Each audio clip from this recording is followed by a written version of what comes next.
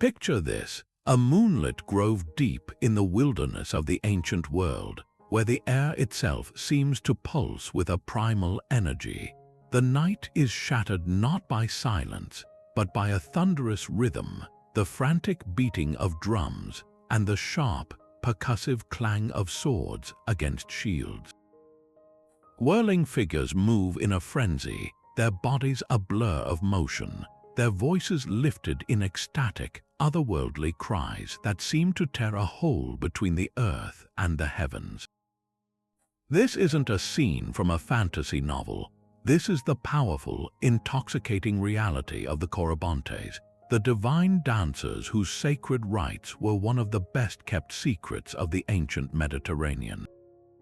They were far more than just performers. They were the chosen attendants of the Great Mother Goddess Cybele, and their wild, ecstatic rituals were the very heartbeat of her mysterious cult.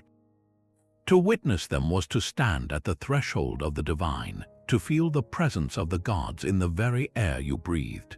The story of the Corybantes is a story that plunges us into the deepest mysteries of the human spirit.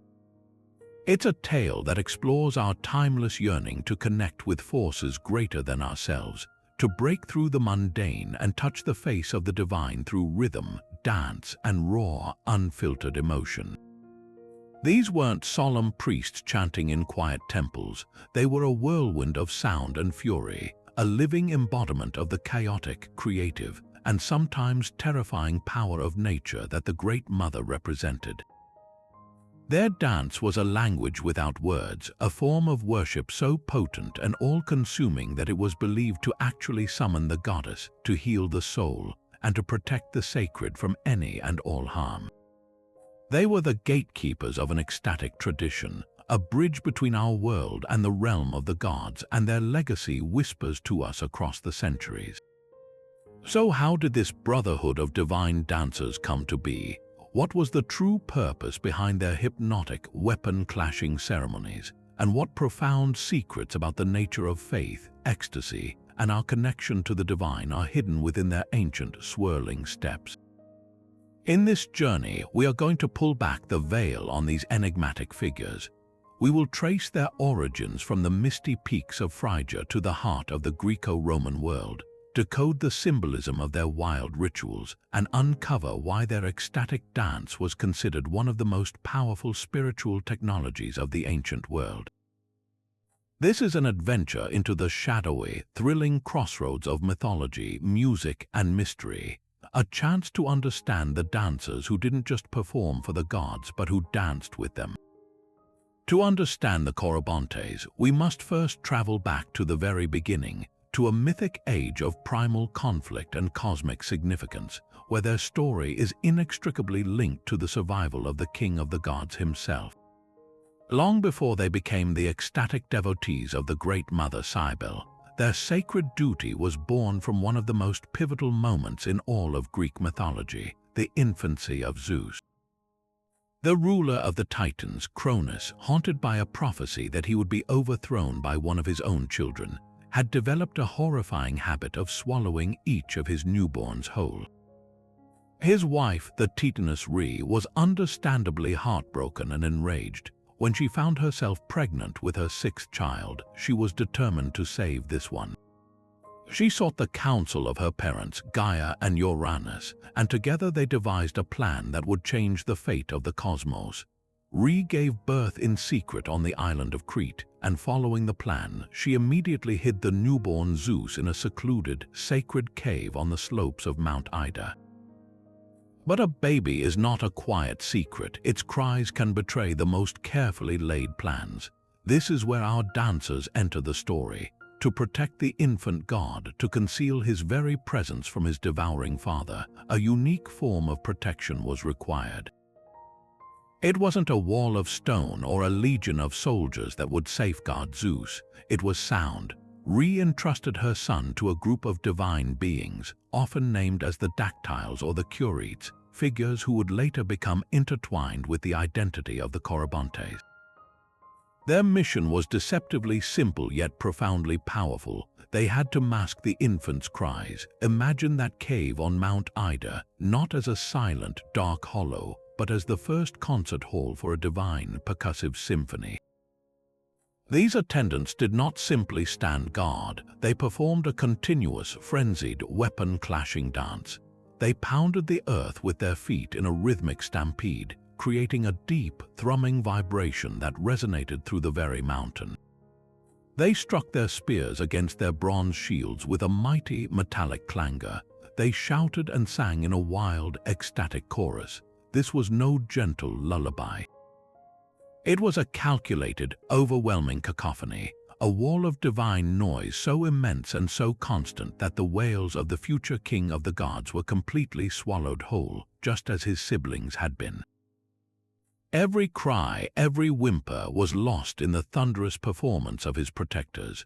In this myth, we see the foundational essence of the Corybantes. Their music and dance were not merely for celebration, they were a form of active, powerful magic. Their ecstasy created a protective shield, a sonic barrier that hid the most important secret in the universe and ensured the rise of a new cosmic order.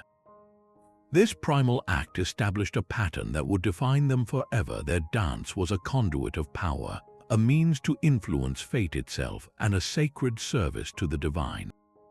While the story of Zeus's infancy showcases the foundational purpose of this sacred, clattering dance, it also introduces a layer of fascinating mythological complexity.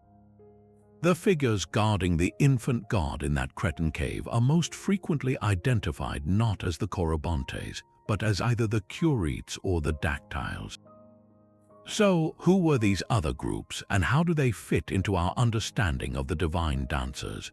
This is where the lines between different ancient brotherhoods begin to blur, revealing a rich tapestry of interconnected myths centered on the power of the earth itself.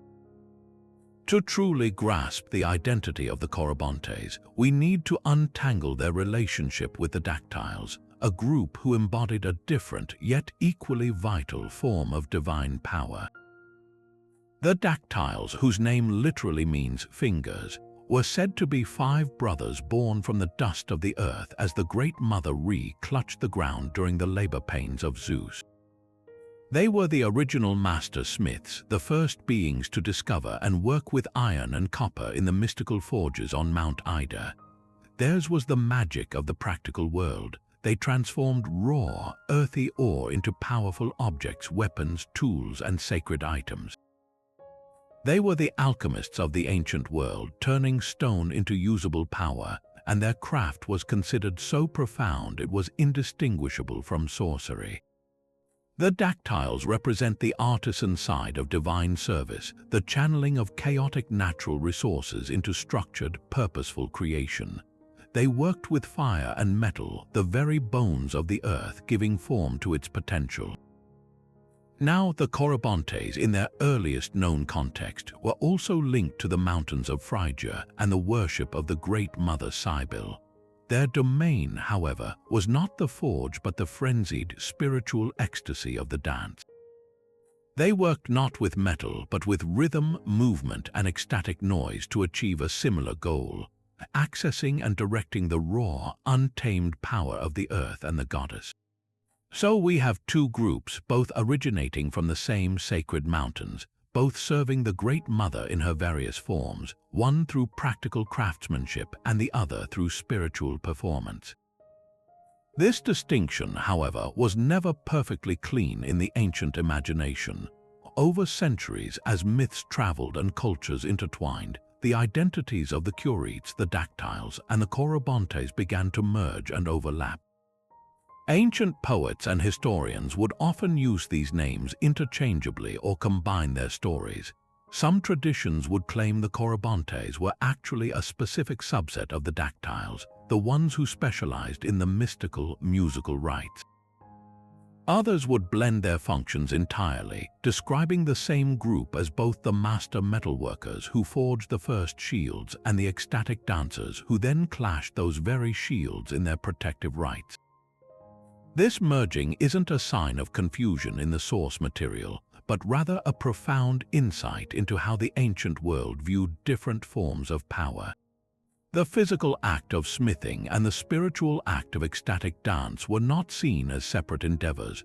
They were two sides of the same coin. Both were methods of harnessing the chaotic, creative energy of the natural world. The hammer striking the anvil to shape metal created a rhythm, a transformative power. The sword striking the shield in the dance created a similar rhythm for a transformative, spiritual purpose.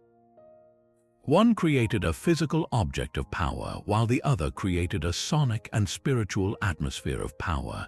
Think of it this way: the dactyls represent the making of the sacred tool, while the Corybantes represent the activation of that tool through ritual. The dactyls forged the bronze shield, imbuing it with the magic of the earth through their craft. The Corybantes then took that shield and, through their wild, percussive dance, awakened its latent power, using it to create a protective barrier of sound that could shield a god or heal a human soul. They represent the complete cycle of divine service, the practical and the ecstatic, the making and the using, the hand and the spirit, all working in concert to serve forces greater than themselves. This beautiful synthesis shows us that for the ancients, the spiritual and the material worlds were not separate realms. The dance of the Corybantes and the forge of the dactyls were simply different dialects of the same sacred language, a language spoken to the heart of the earth and the soul of the goddess. At the heart of this whirlwind of sound and motion stood the source of it all, the divine force that inspired such fervent devotion, the Great Mother Cybele herself. She was not a gentle, domestic goddess confined to the hearth. She was a deity of raw, untamed nature, a powerful figure whose domain encompassed the fertile earth, the rugged mountain peaks, the fierce lions that pulled her chariot, and the chaotic, life-giving power of the wild. To understand the Corybantes is to first understand the goddess they served, for their very being was a reflection of her essence. Cybele represented the awesome, dual-natured power of the natural world. She was the source of all life, the nourishing mother who caused crops to grow and animals to thrive. But she was also the terrifying force of earthquakes, landslides, and the unpredictable fury of the wilderness. Her worship was not about quiet contemplation. It was about embracing the overwhelming, ecstatic power of life itself.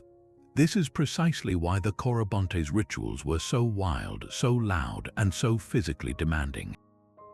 Their ecstatic dances and percussive, weapon-clashing music were not a random choice of worship. They were a deliberate and powerful mirror of Cybele's own untamed character. Just as nature could be both beautifully serene and violently stormy, the Corybantes' performances channeled that same spectrum of energy. The rhythmic stamping of their feet echoed the tremors of the earth. The clashing of their shields replicated the crack of thunder and the shattering of rocks in a landslide. Their frenzied, whirling movements embodied the unpredictable chaos of a storm or the instinctual fury of her sacred lions. They did not perform for her from a distance. They became a living, breathing manifestation of her power on earth. Their ecstasy was a means of channeling the goddess's spirit, making her tangible and present for all who witnessed their rites. The relationship between the goddess and her dancers was deeply symbiotic, a perfect spiritual exchange. Cybele, as the source of all divine inspiration, provided the raw, mystical energy that fueled the Corybantes' transcendent states. In return, the Corybantes acted as her voice and her hands in the mortal realm. Through their frenzied performances, they gave form to her formless power. They translated her cosmic, wild energy into a sensory experience that human beings could see, hear, and feel. They were the conductors for her divine electricity, and their rituals were the switch that turned it on, creating a bridge that allowed her power to flow into the world. This was their sacred duty, to become so utterly consumed by the spirit of the Great Mother that their human forms became vessels for her will, using ecstatic dance and thunderous music to protect sacred spaces, to heal spiritual afflictions, and to remind all of humanity of the awesome, untamable force that lay at the very heart of existence. So what did this sacred, ecstatic dance actually look and sound like in practice? Forget the careful, choreographed steps of a traditional performance. The ritual of the Corybantes was a calculated descent into a controlled chaos, a physical and spiritual storm designed to overwhelm the ordinary senses and blast open a doorway to the divine. Picture the dancers not in flowing robes but clad in the full, gleaming panoply of a warrior. They wore bronze helmets and breastplates, their feet pounding the earth in heavy, rhythmic stomps that sent vibrations through the very ground.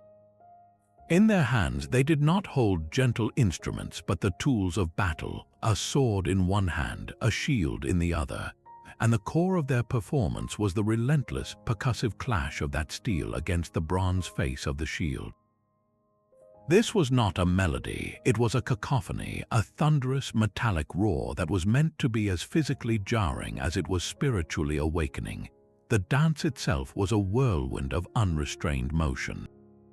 The Corybantes would spin and leap with a frenetic, almost violent energy, their armored bodies becoming a blur of reflected light and motion. There was no set pattern, no prescribed sequence of steps to follow. The goal was to move with such abandon that the individual self began to dissolve, to be swept away by the sheer momentum of the collective rhythm.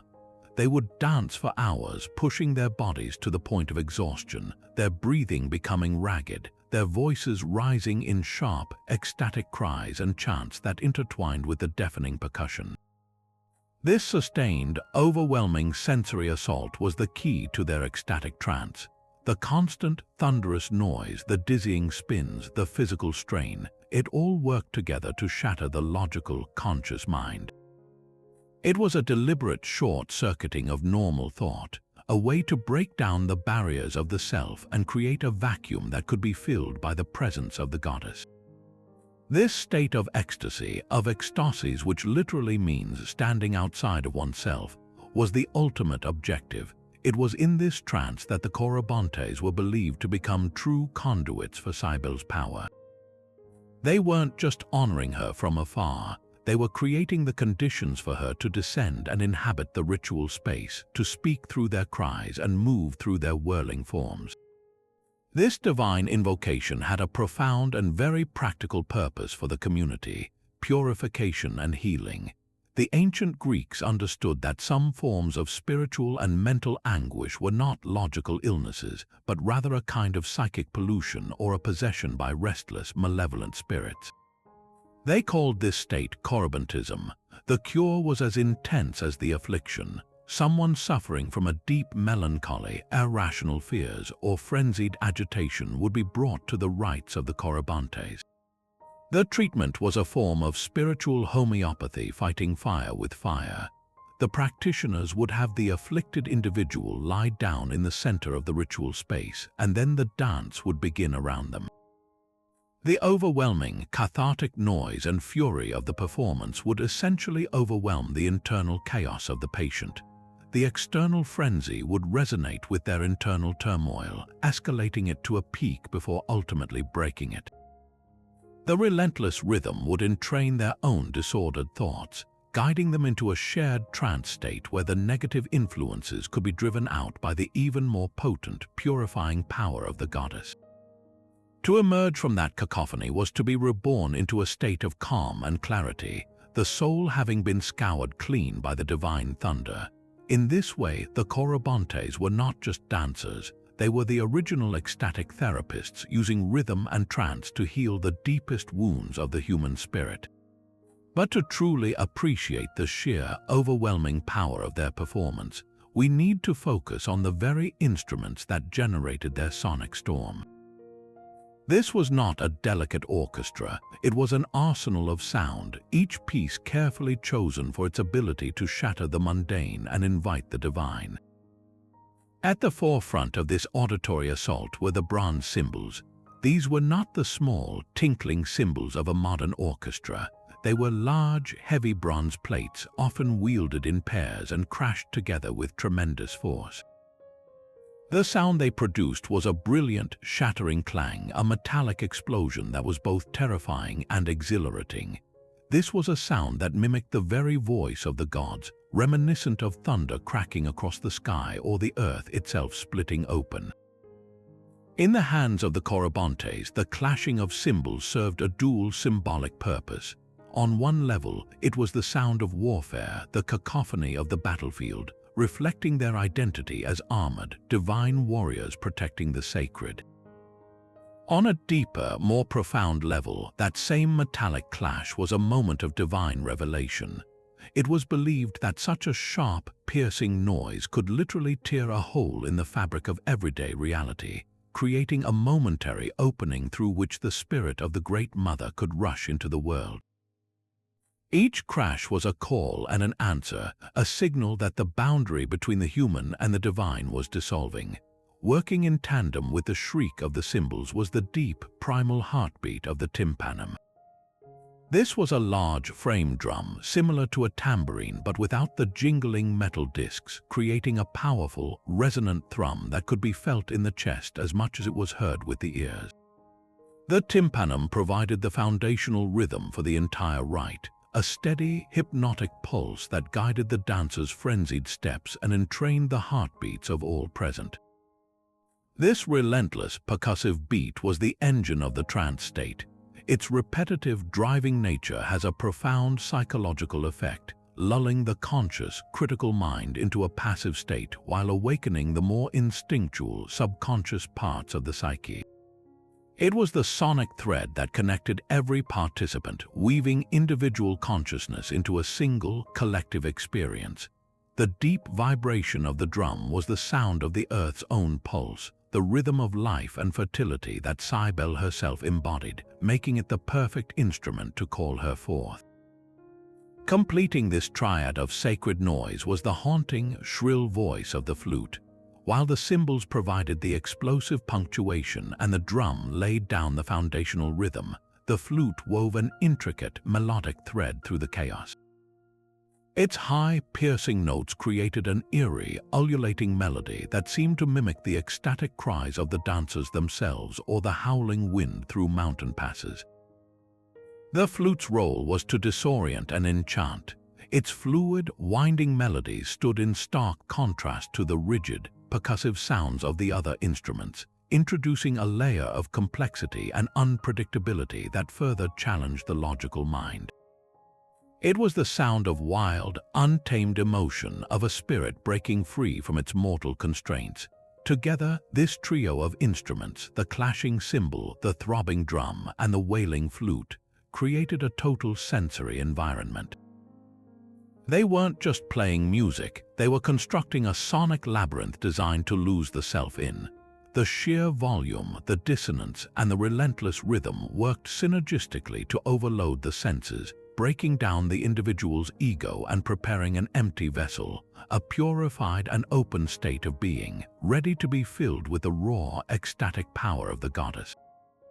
While the public rituals of the Corybantes were a powerful spectacle of sound and fury, their most profound work happened away from the eyes of the uninitiated, deep within the secret heart of the cult of Cybele. These were the Corybantic mysteries, a series of initiation ceremonies designed not for public healing, but for the personal, spiritual transformation of the individual seeker. To step onto this path was to volunteer for a journey into the very core of one's own being, a journey orchestrated by the Corybantes and guided by their overwhelming ecstatic rites. The ultimate goal was nothing less than henosis, a mystical union with the Great Mother Goddess herself, a state of spiritual liberation where the soul would shed its earthly attachments and merge with the divine source of all life. The process began not with a dance but with a profound and deliberate cleansing. Initiates would undergo a period of strict purification, often involving fasting, abstinence, and ritual baths. This wasn't merely about physical cleanliness, it was a symbolic stripping away of the mundane world, a process of emptying the self of all the distractions, impurities, and attachments that clouded the soul and prevented a direct encounter with the divine. Think of it as preparing a sacred vessel. You wouldn't pour the finest wine into a dirty cup. Similarly, the profound energy of the goddess could not fill a soul still cluttered with the concerns of everyday life. This preparatory phase was a crucial first death, a death of the old, profane identity, creating a blank slate upon which a new, sacred self could be written. Once the initiate was purified and psychologically prepared, they were led into the heart of the mystery, the telesterion or initiation hall. Here, in the flickering torchlight, the Corybantes awaited. This was where their role evolved from public performers to intimate spiritual guides. The initiation ceremony itself was a carefully staged psychological and spiritual ordeal, a sensory and emotional marathon designed to dismantle the initiate's sense of self. The Corybantes would begin their performance, but now it was focused entirely on the individual. The thunder of the tympanum, the shattering clash of the cymbals, and the haunting melodies of the flutes would fill the enclosed space, becoming an inescapable sonic prison. The initiates, likely surrounded by the whirling, armored dancers, would be encouraged to join the dance themselves, to abandon all inhibition and surrender to the overwhelming rhythm. This was the core of the transformative experience, a deliberate and guided descent into madness, or what the Greeks called mania. The relentless percussion, the dizzying movement, and the sheer volume were all tools to induce an altered state of consciousness, a deep trance. In this state, the logical, controlling part of the mind, the ego, would begin to shut down. Fears, repressed emotions, and psychic blockages would rise to the surface, confronted and amplified by the external frenzy. The initiate would experience a symbolic death. This wasn't a physical death, but the death of their old, limited self, the ego that saw itself as separate from the divine. It was a terrifying and cathartic dissolution, a feeling of being utterly unmade and consumed by the chaotic power of the ritual. But this death was not the end, it was the necessary prelude to rebirth. Just as the initiate reached the peak of this psychic turmoil, feeling completely lost and dissolved, the ritual would guide them through to the other side. The Corybantes, masters of this ecstatic terrain, knew how to modulate the energy, leading the seeker from chaos into a profound sense of peace and unity. Having been stripped of their individual identity, the initiate would then experience a visceral connection to Cybele, a feeling of being cradled by the Great Mother herself and reborn into a new, enlightened state of being. This was the legendary climax of the mysteries, a direct, unmediated experience of the goddess, a moment of pure ecstasies where the soul truly stood outside itself and realized its fundamental oneness with the divine source of all creation. Emerging from this experience, an initiate was forever changed. They had not just learned a secret doctrine, they had lived it. They had passed through symbolic death and returned with the certainty of spiritual rebirth. This knowledge liberated them from the fear of actual death, instilling a profound and unshakable faith. They understood themselves not as an isolated individual, but as an integral part of the living, breathing cosmos embodied by Cybele. The Corybantes, therefore, were far more than musicians or dancers in this context. They were the psychopomps of the inner world, the guides who led souls through the treacherous landscape of their own psyche to the brilliant dawn of divine unity. Their ecstatic dance was the vehicle, the map, and the catalyst for one of the most sought-after spiritual achievements in the ancient world. This idea of healing through ritualized frenzy might seem counterintuitive to our modern sensibilities, where the goal of therapy is often to calm and soothe the mind. But for the ancient Greeks, the Corybantes offered a powerful and sophisticated form of spiritual medicine, one that operated on a completely different principle, the principle of catharsis. They understood that certain forms of suffering weren't logical problems to be solved with reason, but rather spiritual storms that needed to be weathered and expelled. Conditions we might classify today as deep depression, existential anxiety, or post-traumatic stress were often seen as a state of spiritual pollution or an invasion by a restless, malevolent spirit. The Greeks had a specific term for this kind of divinely sent affliction. They called it Corybantism. And the cure, administered by the dancers themselves, was as intense and profound as the disease. The treatment was a form of spiritual homeopathy. Instead of trying to quiet the internal turmoil with gentle words or sedatives, the Corybantic healers would amplify it. They believed that to heal a soul possessed by chaos, you had to meet that chaos with an even greater, more potent, and divinely sanctioned chaos. A person suffering from a debilitating melancholy or uncontrollable panic attacks would be brought to a secluded sacred space, often a grove or a special chamber dedicated to Cybele. There, they would be placed in the center of a circle, lying down or seated, completely vulnerable and exposed to the full force of the coming ritual. The Corybantes would then begin their performance directly around the afflicted individual. The thunderous beating of the tympanum drums would start, a deep, primal rhythm that vibrated through the ground and into the patient's very bones. Then came the shattering, metallic crash of the cymbals, a sound so piercing it felt like it could split the skull. The flutes would wail, and the dancers would begin their furious, whirling dance, their armored bodies and clashing weapons creating a whirlwind of overwhelming sensory input. The goal was to entrain the patient's disordered internal state with this controlled external frenzy. The healers would carefully observe the individual, matching the intensity of their performance to the level of the patient's distress.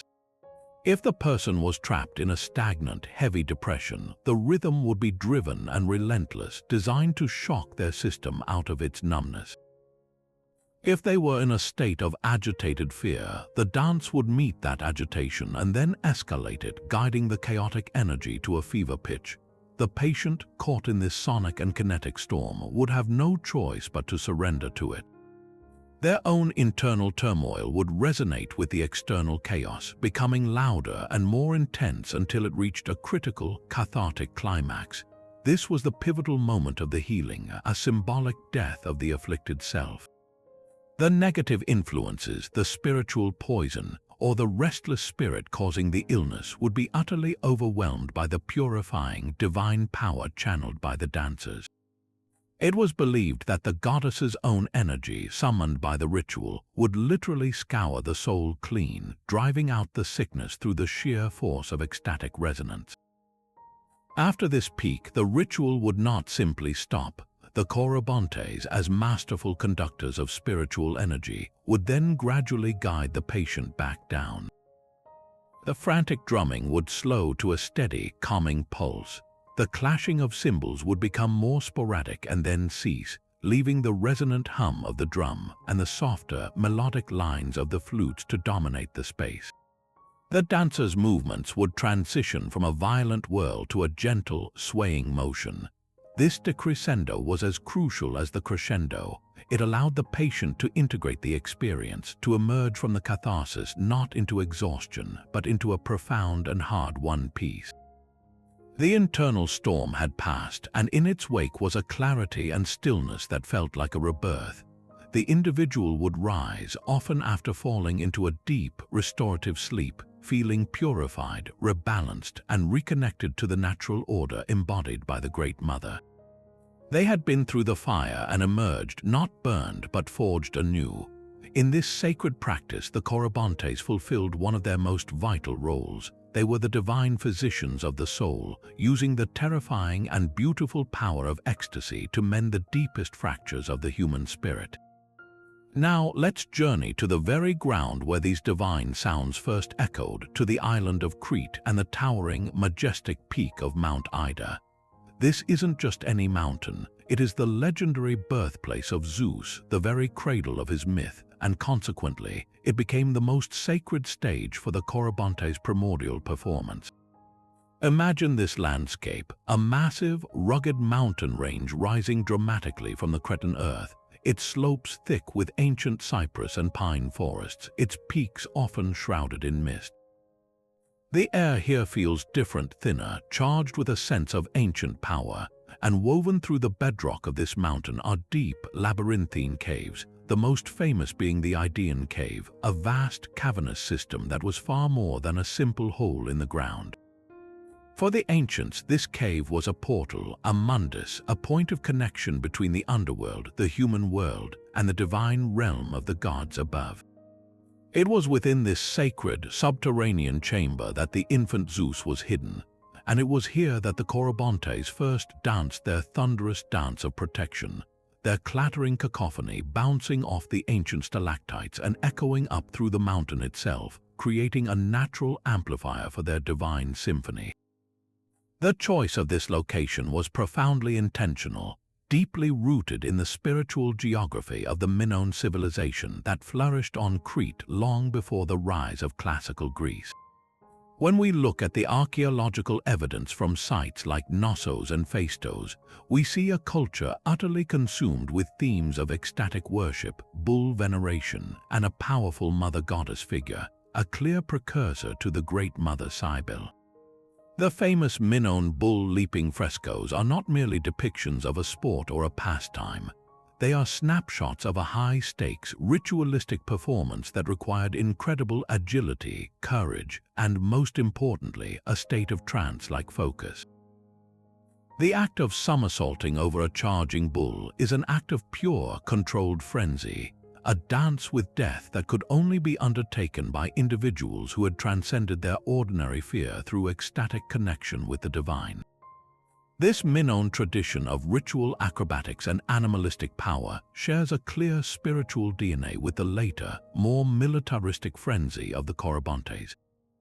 Both practices use extreme physical exertion and danger to achieve an altered state, to become a vessel for a power greater than oneself. The Corybantes, in their armored dance on Mount Ida, can be seen as an evolution of this ancient Cretan spirit, swapping the literal bull for the symbolic bull-like power of their clashing shields, but pursuing the same ultimate goal of ecstatic communion. Literary sources from later Greek and Roman authors consistently circle back to Crete as the epicenter of the Corybantic rites. The travel writer Pausanias, in his descriptions of Greece, directly links the Curetes, those early protectors of Zeus, to the mountains of Crete. The philosopher Strabo, in his Geographica, pinpoints the Idaean cave as a central sanctuary for their secretive ceremonies. This isn't just poetic fancy, it reflects a living tradition that persisted on the island for centuries. The very name Ida becomes synonymous with their worship. When you hear in an ancient text that a rite was performed in the Idaean manner, it was understood to be a reference to the specific, thunderous, weapon-clashing ecstasy of the Corybantes. This deep, enduring connection tells us that the mountain was not a passive backdrop, but an active participant in the ritual. The Corybantes weren't just dancing on the mountain, they were dancing with it, channeling the raw, chthonic power they believed resided within its stone and soil, the same primal energy that had given birth to the king of the gods. Their performance was a conversation with the very spirit of the place, a sacred collaboration between dancer and landscape to manifest the divine on earth. Yet the story of the Corybantes doesn't remain confined to the misty peaks of Crete. It follows the very pathways of ancient trade and conquest eastward to the rugged inland highlands of Anatolia in what is now modern Turkey. This is the legendary homeland of Phrygia, the true heartland of the Great Mother Goddess Cybele. Here, in this dramatic landscape of rolling plains and steep, rocky outcrops, her worship took on an even more raw and untamed character. The Phrygians knew her as Mater, the mother, and her most sacred site was the city of Pessinus, where a black, meteoric stone believed to be her very embodiment was venerated in a grand temple. This was a land where the goddess was not just a distant power, but an immediate, tangible force in the earth itself, and the Corybantes were right at home in this environment. Their identity, however, began to intertwine with another, even more extreme group of her devotees, the Galli. In Phrygia, the lines between different ecstatic attendants of the goddess became beautifully and complexly blurred. The Galli were the famous, self-castrated priests of Cybele, men who, in a state of divine frenzy, would ritually emasculate themselves in imitation of her beloved consort Attis, who did the same. Their worship was a profound surrender of masculine identity to the overwhelming power of the mother, and their public processions through towns were notorious for their wild music, begging for alms, and displays of ecstatic abandon. So, where did that leave the Corybantes? In many ancient texts, especially those from the Roman period, the names Corybantes and Galli are used almost interchangeably to describe the ecstatic, music-making priests of Cybele. This conflation isn't a mistake, but rather a reflection of how these different spiritual traditions merged as they traveled. The Corybantes, with their armored, warrior-like dance, represented one style of ecstatic service, one that was perhaps more structured and rooted in a specific myth of protection. The Galli represented another, more personal and physically transformative path to the same goal of union with the goddess. In Phrygia, these two streams of devotion flowed together, creating a richer, more complex river of worship. The Corybantes provided the mythological prestige and the powerful, protective ritual framework, while the Galli embodied the ultimate personal sacrifice and the public face of her cult's most intense demands. This cultural and religious exchange between Crete and Phrygia was not a one-way street. It was a vibrant, centuries-long conversation across the Aegean Sea. Think of the ancient Mediterranean not as a barrier, but as a highway for ideas, myths, and rituals. Cretan traders, sailors, and colonists would have carried the stories of Zeus's infancy and his divine, clattering protectors with them to the coasts of Anatolia. There they encountered the powerful, established cult of the Phrygian mother.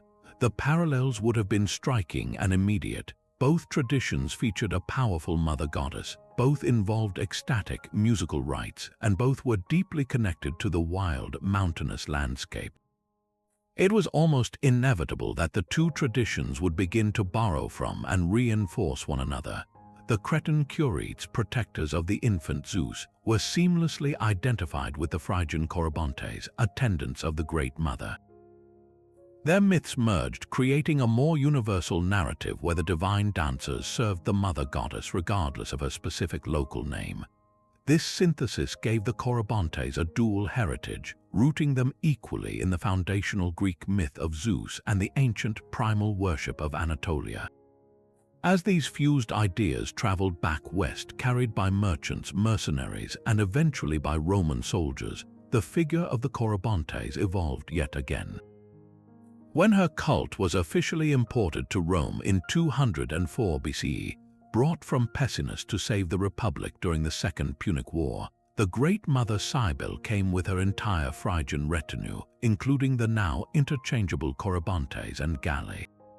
To the orderly, militaristic Romans, the wild, emotional, and often shocking rites of these Eastern priests were both fascinating and deeply unsettling.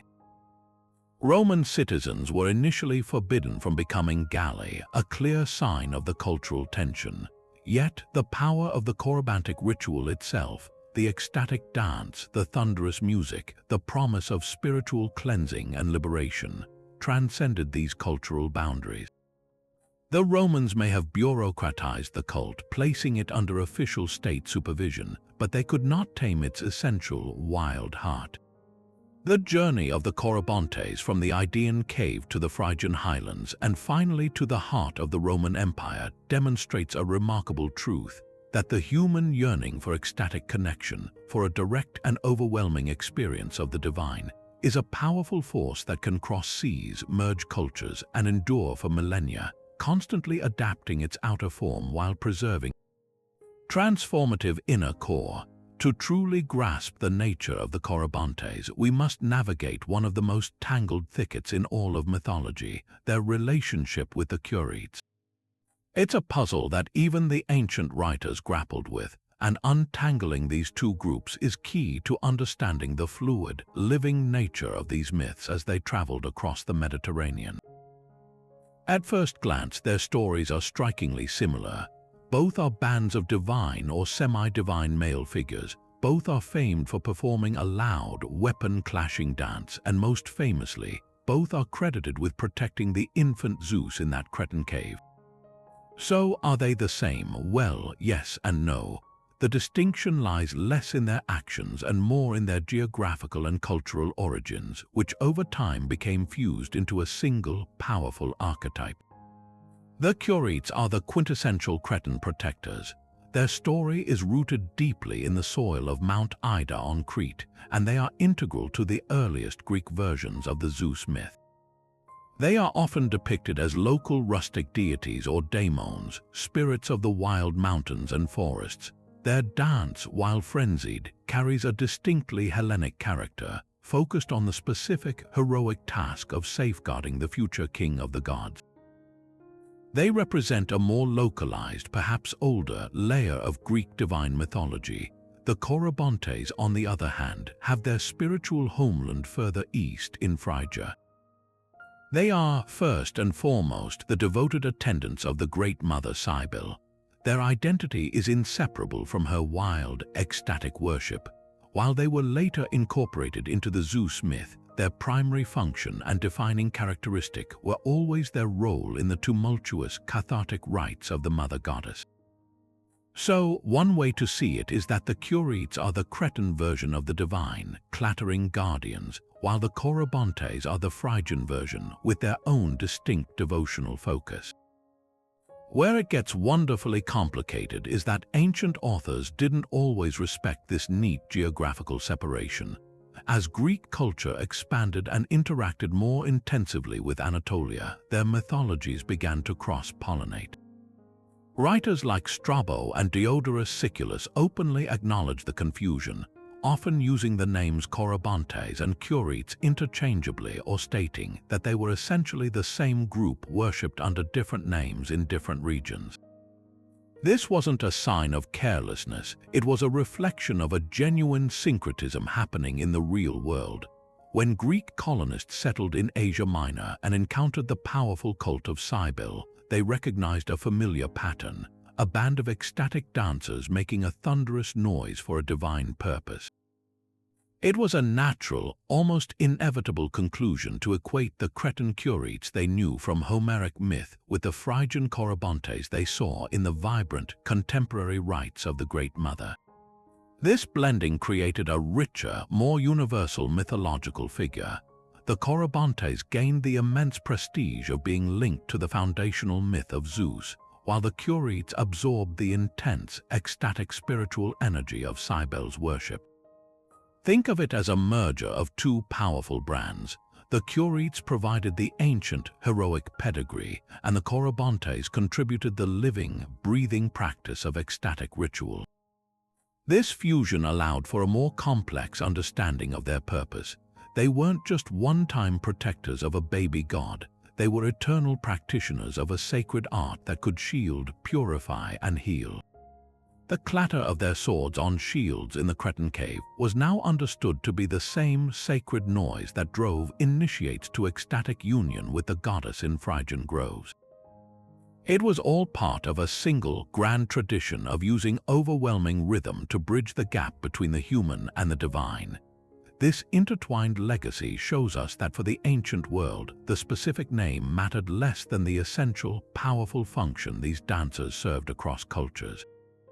This distinction between the Corybantes and the Curites brings us to a fundamental question about their place in the cosmic order of the ancient world.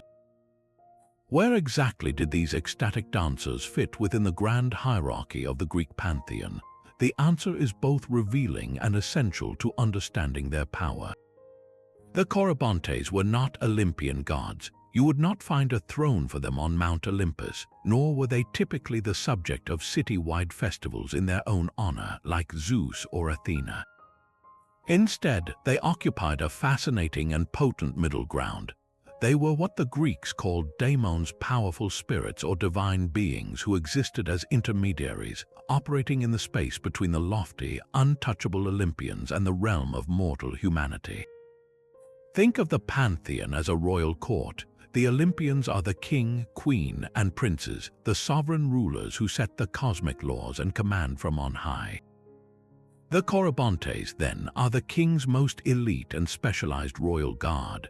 They don't make the laws, but they are entrusted with their most vital enforcement. They are the ones whose fierce, unwavering devotion and unique skills make the sovereign's rule possible and secure. Their power was real and immense, but it was always exercised in service to a greater authority, the Great Mother Cybele. This role as divine attendants rather than sovereign deities is precisely what made them so accessible and so crucial to human spiritual experience. The Olympian gods were often portrayed as remote, prone to human-like jealousies and whims, and were approached through formal, transactional sacrifices. You give an offering, and you hope for a favor in return. Connecting with them was a negotiation. The Corybantes offered a completely different pathway. They were facilitators, the masters of ceremony for the divine. Their entire purpose was to bridge the gap, to create the conditions under which a mortal could directly experience the overwhelming presence of the goddess. They weren't being worshipped as the source of power itself. They were the conductors, the experts who knew how to build the ritual apparatus, the dance, the music, the frenzy, that could safely channel that power into the world and into the human soul. In this sense, they were more like divine electricians. They didn't generate the electricity, but they knew how to wire the temple, how to handle the raw current without being destroyed, and how to plug a seeking soul directly into the source. This intermediary status is why their methods were so physical, so loud, and so all-consuming. An Olympian god might be appeased by the scent of burning fat and bone from a sacrificial altar, an offering sent up to the sky. But to connect with the chthonic, earthy power of Cybele, a power that resided in the very ground beneath your feet, required a more visceral, embodied approach. The Corybantes didn't just send prayers upward, they pulled divinity downward through the sheer force of their ecstatic movement. Their pounding feet drummed the energy up from the earth. Their clashing shields shattered the quiet of the mundane world to make space for the sacred. Their whirling bodies became a vortex, drawing the goddess's spirit into the ritual space. They were a living instrument, a technology for divine contact, and their service was one of active, energetic invocation. They were the ones who knew the password, who could perform the secret handshake with the universe that would open the doors to a reality beyond ordinary perception.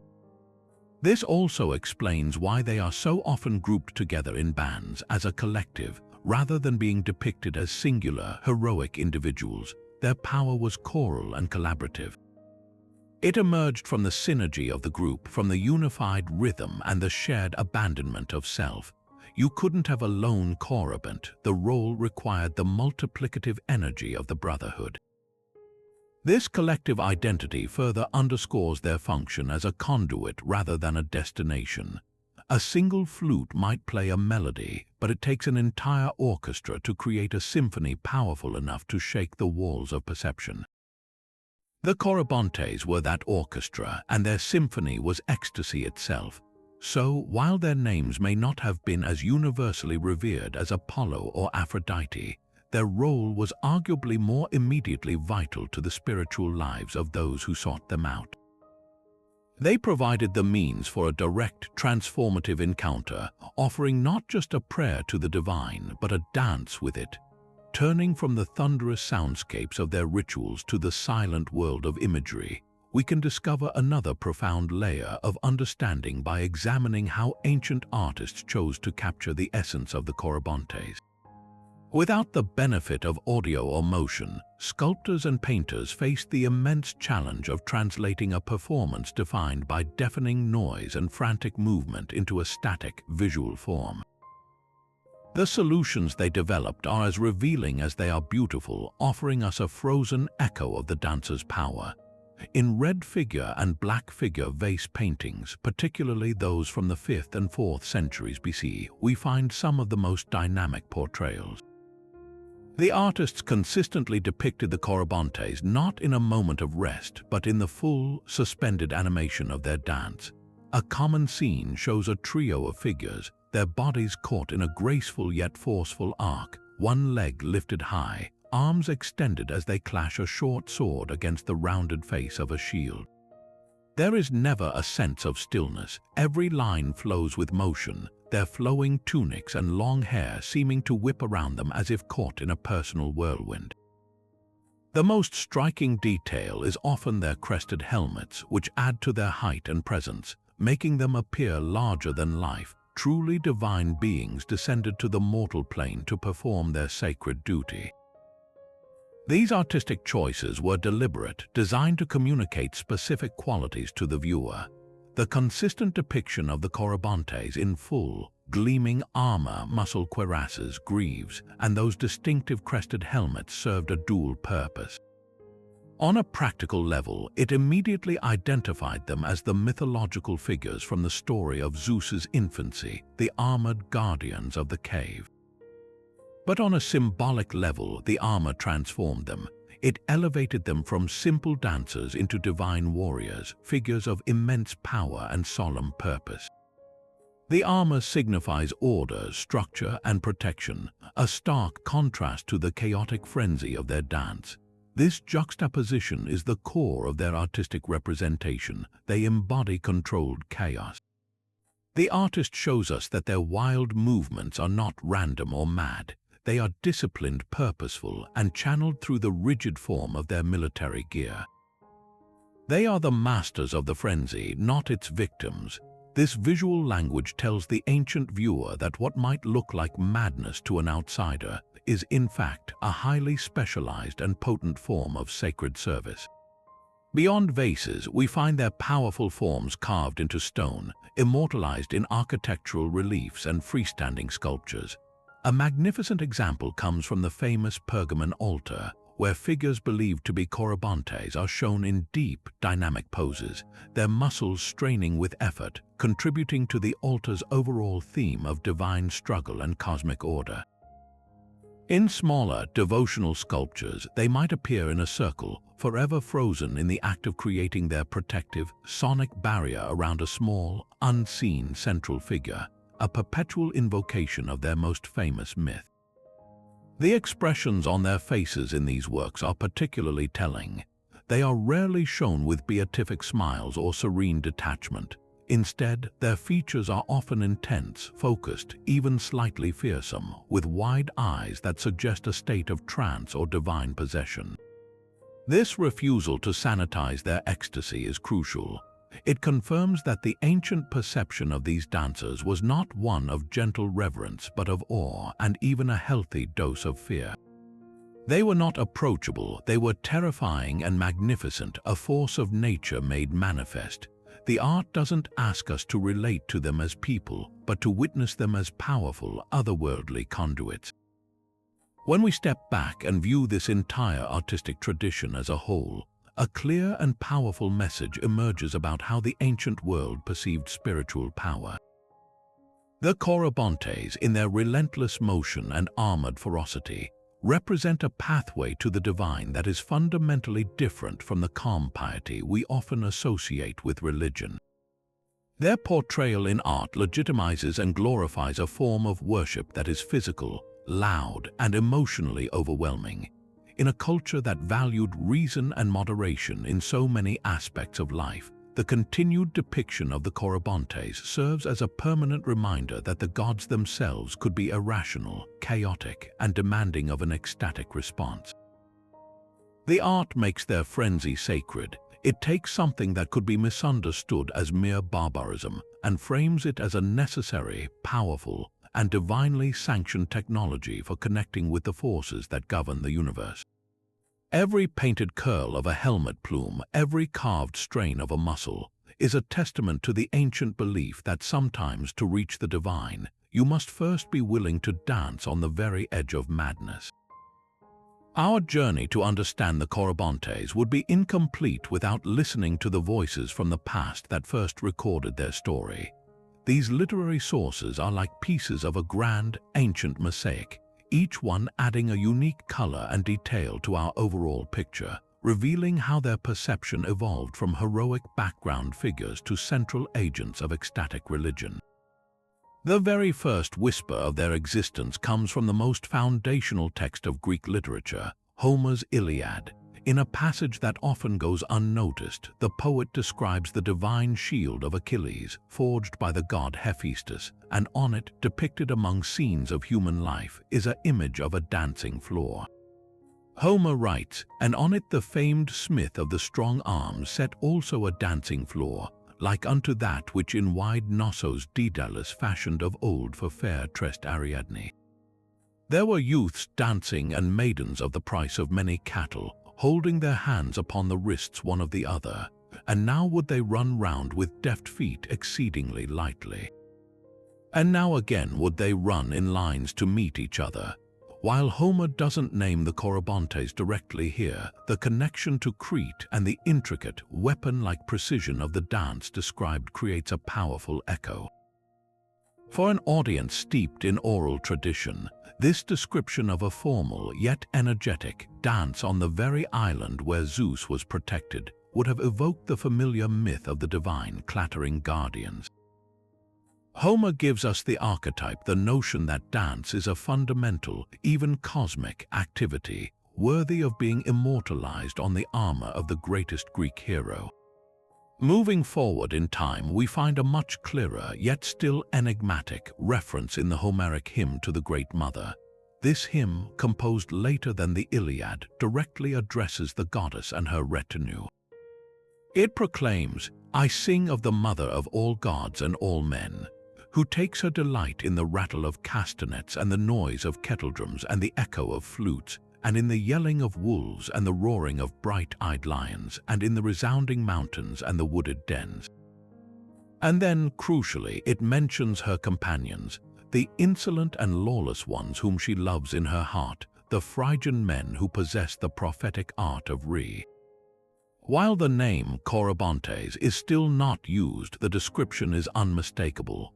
The association with Phrygia, the ecstatic noise of drums and flutes, and the characterization of her attendants as insolent and lawless perfectly captures the untamed, ecstatic spirit of the Corybantes. This source marks a pivotal shift, moving the focus away from the Cretan myth of Zeus and squarely onto the Phrygian worship of the Great Mother, establishing the essential link between the goddess and her frenzied male attendants whose worship defies conventional social order. It is in the works of historians and geographers from the later classical and Hellenistic periods that we get our most detailed and analytical accounts. The Greek historian Diodorus Siculus, writing in the 1st century BC, takes on the challenging task of untangling the Corybantes from the Curetes and the Dactyls in his monumental library of history. He provides a systematic, almost scholarly breakdown, stating that while some people conflate the groups, they are in fact distinct yet intimately related. He writes that the Idaean Dactyls, the master smiths of Crete, were the ones who first discovered iron and the art of forge work. He then explains that the Curetes, their brothers, learned the war dance in full armor from them, and that it was this group who protected the infant Zeus. Finally, he states that the Corybantes were the sons of the Curetes, and that they accompanied the Great Mother when she traveled from Crete to Phrygia, taking their ecstatic rites with them. Diodorus is trying to create order from the chaos of myth, offering a genealogical and chronological solution that connects the dots between craftsmanship, protective dance, and the migration of the goddess's cult. His account is invaluable because it shows us that the ancients themselves were actively debating and synthesizing these traditions, attempting to create a coherent narrative that spanned the entire Eastern Mediterranean. Around the same time, the geographer Strabo, in his 17-volume Geographica, provides a more localized, on-the-ground perspective. He is less concerned with grand genealogy and more with the specific ritual practices and their geographical roots. He confidently places the Corybantes in their Phrygian context, describing them as ministers of the Great Mother who, through enthusiastic transport and the music of drums and cymbals, are able to perform their sacred rites.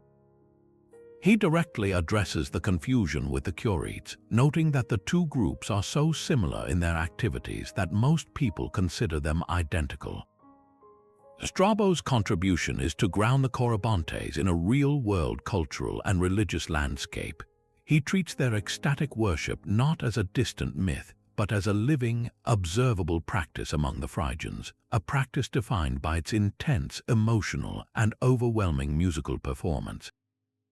Through his eyes, we see the Corybantes not just as figures from a story, but as the functioning priesthood of a powerful and widespread religious movement. Perhaps the most spiritually profound literary testimony comes from a very different kind of text, the Orphic hymns. These are not historical accounts or epic poems, but sacred liturgical texts used in the secretive and mystical Orphic religious tradition. Composed likely in the 2nd or 3rd century CE, these hymns are incantations meant to be sung or recited to invoke the presence and power of the gods. Hymn number 39 is dedicated specifically to the Corybantes. It begins, "To the Corybantes, fumigation from aromatics, illustrious Corybantes, who fierce and bold, in frantic dances and in arms delight." The hymn proceeds to call them nurses of Bacchus, connecting them to the ecstatic worship of Dionysus, and describes them as ruling over the Samothracian mysteries, linking them to another famous set of secret initiation rites. This is a monumental shift in perspective. In the Orphic hymn, the Corybantes are no longer just mythological attendants or historical priests. They are themselves divine powers worthy of direct invocation. The hymnist is praying to them, asking for their favor and their presence. This elevates their status from servants of the divine to accessible deities in their own right, who can grant protection and inspiration to the initiated. The text confirms their primary function as masters of ecstatic dance, describing their furious movements and direful din, but it frames this frenzy as a sacred and benevolent power that the worshipper seeks to attract. Through the Orphic hymns, we understand that the Corybantes had transcended their mythological role to become central figures in the personal, mystical spirituality of the ancient world, offering a direct line to the ecstatic states that could unite the soul with the divine. But what was really happening inside the mind of a Corybant as he spun and clashed his shield, or within the soul of an initiate lying at the center of that sonic storm? To dismiss these rituals as mere primitive frenzy is to miss their profound sophistication. From a modern psychological perspective, the rites of the Corybantes can be seen as a highly developed technology for achieving an altered state of consciousness, a deliberate and systematic method of bypassing the conscious mind to access deeper layers of the psyche. The core mechanism at work is sensory overload. The brain's normal processing capabilities are designed to handle a manageable stream of sensory information, but when confronted with the relentless, multi-sensory assault of the Corybantic ritual, the thunderous drumming that vibrates through the bones, the blinding flashes of light on bronze, the dizzying visual whirl of the dancers, and the overwhelming metallic clangor, the system simply short circuits. The neocortex, the seat of our logical, analytical thinking, becomes overwhelmed and begins to disengage. This creates a vacuum, a psychic opening where the more primal, non-rational parts of the brain, the limbic system associated with emotion and memory, and the brainstem governing basic arousal and rhythm, can take over. This shift from a state of everyday beta-wave consciousness into the theta-wave state associated with deep meditation, hypnosis, and trance is the gateway to ecstasy. The Corybantes, through their rituals, had effectively discovered a formula for inducing this state reliably and collectively, using rhythm as their key. This state of ecstatic trance served multiple, powerful psychological functions, the first being profound emotional catharsis. The ancient Greeks understood the concept of catharsis primarily in the context of tragedy, where witnessing horrific events on stage would purge the audience of pity and fear. The Corybantic rites took this principle and made it visceral and personal. For someone suffering from what they called Corybantism, which we might now identify as deep depression, anxiety, or post-traumatic stress, the ritual provided a safe container for their internal chaos to be mirrored, amplified, and ultimately expelled. The relentless rhythm of the drums acts as a regulating force. It doesn't calm the internal storm so much as entrain it, guiding the chaotic heart rate and breath of the afflicted person into a synchronized, powerful pattern. As the external frenzy reaches a peak, the individual's own repressed emotions and psychic pain are forced to the surface and released in a tidal wave of catharsis. This is not a gentle process, it is a psychological rupture, a symbolic death of the traumatized self, but on the other side of that rupture lies release and integration.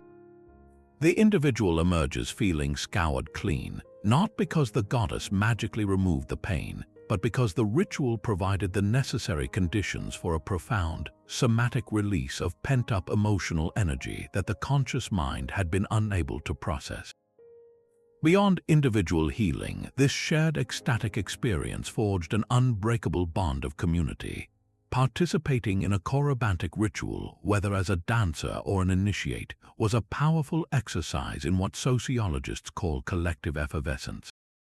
When a group of individuals synchronizes their movements and breath to a common, overpowering rhythm, something remarkable happens psychologically.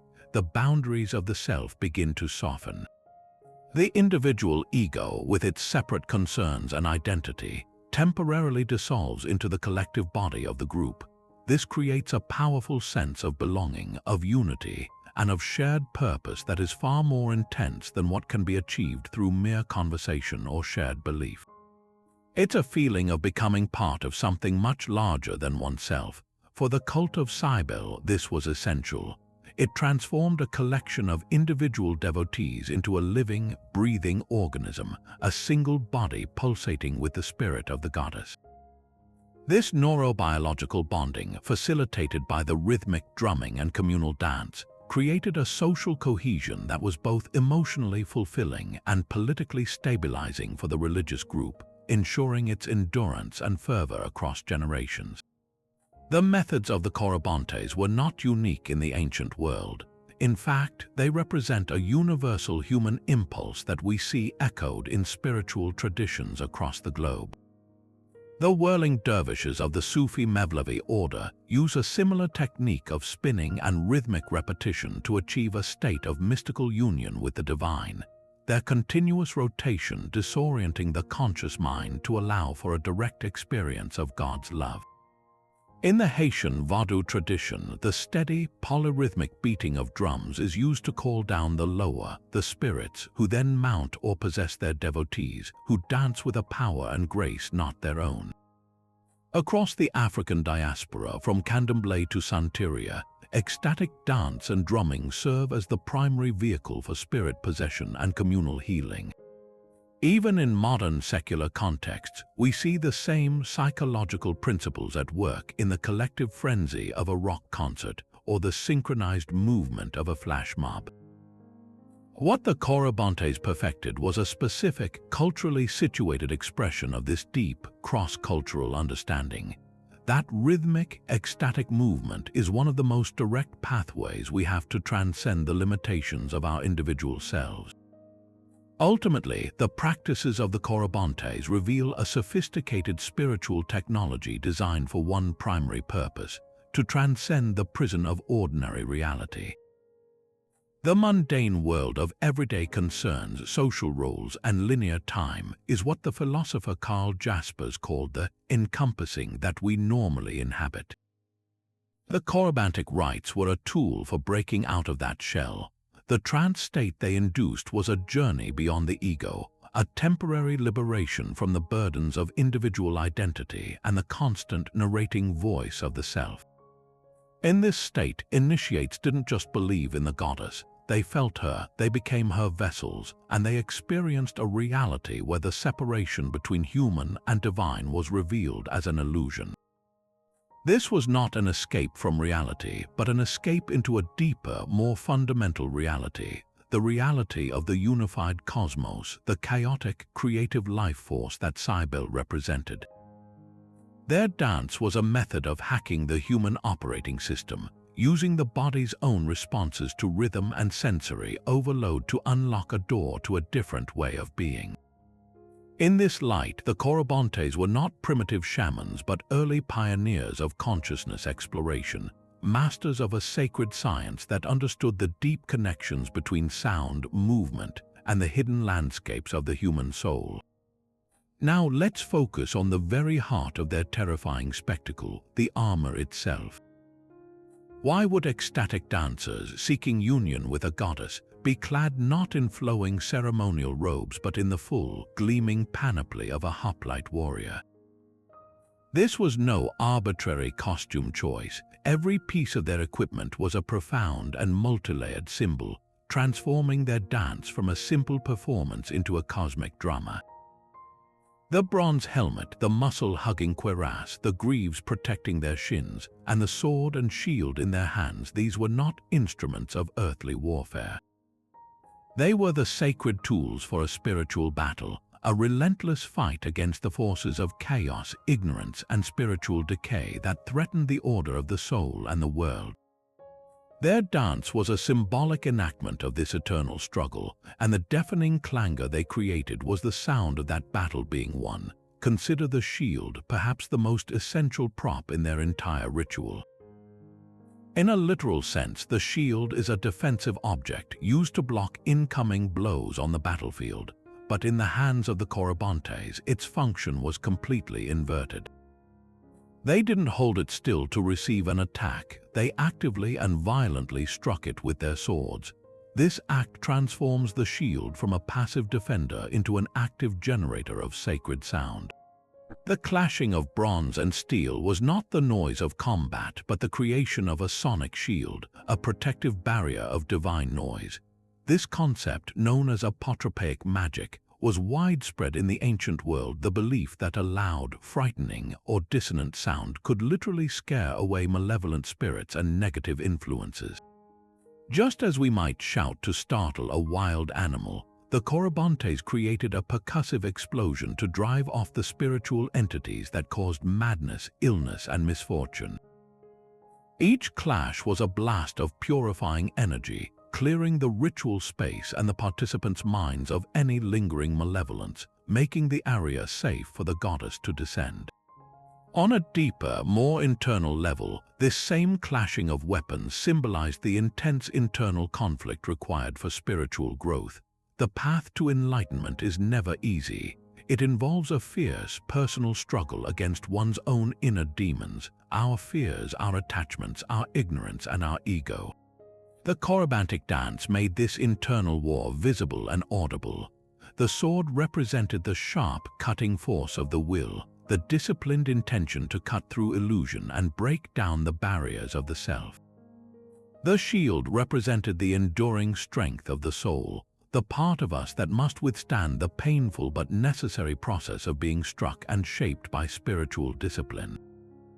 The violent contact between the two was a powerful metaphor for the catharsis of initiation. To be reborn into a higher state of consciousness, the old, limited self had to be shattered. The deafening noise of the ritual was the sound of that old self breaking apart, making way for the new, purified identity to emerge. The dance was a physical manifestation of the axiom that one must be broken open to be made whole. This symbolism extends beautifully to the armor they wore. A suit of bronze armor is a second skin, a rigid, structured form that contains and protects the vulnerable, soft body within. For the Corybantes, this armor symbolized the necessary container for ecstasy. The unchecked power of the goddess was as dangerous as it was beautiful. To channel such raw, chaotic energy without a structure was to risk being utterly consumed by it, lost in a madness from which there was no return. The armor provided that structure. It represented the discipline, the ritual framework, and the sacred tradition that allowed them to safely navigate the tumultuous seas of ecstatic trance. The rigid, unchanging form of the cuirass contained the wild, fluid movements of the dance, just as the strict rules of their mystery cult contained and directed the overwhelming spiritual forces they invoked. They were masters of controlled chaos, and the armor was the ultimate symbol of that control, a reminder that true spiritual freedom is not found in formless anarchy, but through a conscious and disciplined surrender within a sacred form. Even their headgear carried profound meaning. The crested helmet with its towering plume did more than just make the dancers appear larger and more intimidating. In the ancient world, the crest of a helmet was often a mark of rank and identity, but it also served to draw the eye upward toward the realm of the gods and the heavens. For the Corybantes, this upward directionality was crucial. While their dance was deeply chthonic, connected to the power of the earth, the goal was always ascension, to raise the soul from its earthly attachments toward a divine union. The helmet, enclosing the head, the seat of the rational mind, also symbolized the necessary suppression of ordinary logic. To achieve ecstasy, the conscious, analyzing mind had to be quieted or even forcibly overcome. The helmet was a symbolic cage for the ego, containing and silencing it so that the more intuitive, spiritual faculties of the heart and soul could take over and receive the influx of the divine. Every element of their appearance, from the tips of their plumes to the soles of their stomping feet, was a carefully chosen hieroglyph in a living, moving scripture of spiritual combat and transcendence. If the thunderous, weapon-clashing rites of the Corybantes represent one powerful river of ecstatic worship in the ancient world, then the cult of Dionysus is undoubtedly another, and their currents often flowed together, creating a mighty, roaring torrent of spiritual frenzy. While Cybele's dancers embodied a more structured, militant form of ecstasy, clad in armor and serving a protective function, the followers of Dionysus represented a different, yet profoundly related kind of divine madness. Dionysus was the god of the vine, of wine, of theater, and of an ecstatic liberation that could dissolve the most rigid social conventions. His female devotees, the Maenads, were legendary for their nighttime revels on mountain slopes, where they would dance with such abandon that they could tear animals limb from limb with their bare hands in a sacred, bloody frenzy. At first glance, the orderly, shield-clashing Corybantes and the vine-crowned, animal-skin-clad Maenads might seem like opposites, but they were, in fact, spiritual cousins, both dedicated to the principle that the most direct path to the divine was through a complete and utter surrender of the self. The core similarity lies in their shared goal, ecstasis, that state of standing outside oneself. For the Corybantes, this was achieved through the overwhelming sensory assault of rhythmic percussion and dizzying repetitive motion, breaking down the individual ego to become a vessel for Cybele's power. For the followers of Dionysus, the method was often the intoxicating power of wine, combined with the driving rhythm of the tympanum drum and the piercing melody of the aulos, a double-reeded flute. Both traditions understood that the logical, civilized self, the persona one presented in the marketplace or the political assembly, was a barrier to true spiritual experience. To know the god, you had to let that constructed identity go. The Corybantes did it through a symbolic military discipline that channeled chaos. The Bacchantes did it through a symbolic return to wild nature that embraced chaos. Yet the destination was strikingly similar, a blissful or terrifying state of possession where the god was felt to be physically present within the worshipper, speaking through their cries and moving through their limbs. This profound overlap did not go unnoticed by the ancients themselves, and the two traditions frequently intersected and enriched one another. In some regions, particularly in Anatolia where both cults had deep roots, their rituals and iconography began to merge. Archaeological finds and literary sources sometimes depict the Corybantes not just as attendants of Cybele, but as nurses or early guardians of the infant Dionysus, a role that directly parallels their protection of the infant Zeus. This connection beautifully bridges the two cults, the same divine figures who used ecstatic noise to protect one savior god are shown caring for another god whose entire domain is ecstasy. Furthermore, the primary instruments of both groups were virtually identical. The deep, hypnotic beat of the tympanum drum was the heartbeat of both the Corybantic rite and the Bacchic orgy. The shrill, disorienting sound of the aulos in Dionysian worship served the same psychological function as the Corybantic cymbals and flutes, to shatter mundane consciousness and guide the mind into a trance. Perhaps the most telling synthesis of these traditions is found in the philosophy of Plato. In his dialogue laws, he discusses different kinds of divine inspiration and specifically links the rituals of the Corybantes with those of Dionysus. He describes a type of ritual cure for what he calls divinely sent afflictions of the soul, where the patient is made to dance in a state of frenzy, and he explicitly groups together the Bacchic rites and the whole system of worship of the Mother of the Gods as providing this cathartic healing function. For Plato, these were not separate, competing religions. They were two expressions of the same divine therapeutic principle.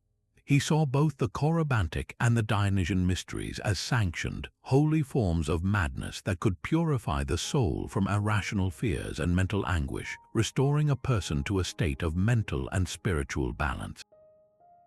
This philosophical endorsement from one of antiquity's greatest minds underscores just how deeply intertwined these ecstatic pathways were in the Greek understanding of spirituality and mental health. What we see in the relationship between the Corybantes and the cult of Dionysus is a powerful undercurrent in ancient religion, a recognition that alongside the orderly, civic worship of the Olympian gods, there existed a vital, necessary, and often terrifying strand of worship that was personal, emotional, and transformative. This was the religion of direct experience, not just distant supplication. While a farmer might sacrifice to Demeter for a good harvest, and a soldier might pray to Ares for courage, the initiates of Cybele and Dionysus sought something more immediate, to feel the god's presence coursing through their own veins, to have their very identity burned away in the fire of ecstatic union. The Corybantes, with their armored discipline, and the Maenads, with their untamed wildness, represented two different ways to safely navigate that overwhelming encounter.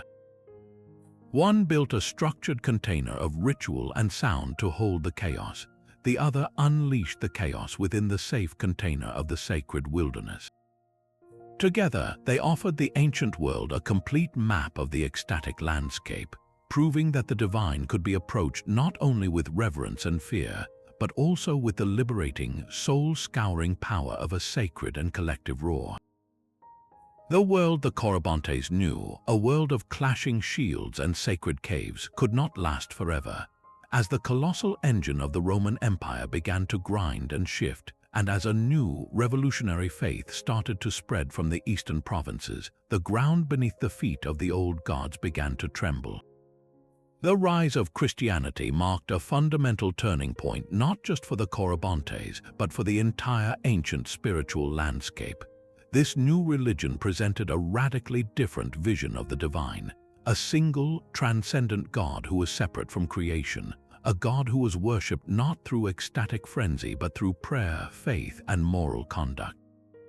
The chaotic, earth-centered, and often bloody rituals of the old pagan cults were increasingly viewed with suspicion, then with hostility, and finally, as Christianity gained imperial power, they were actively suppressed.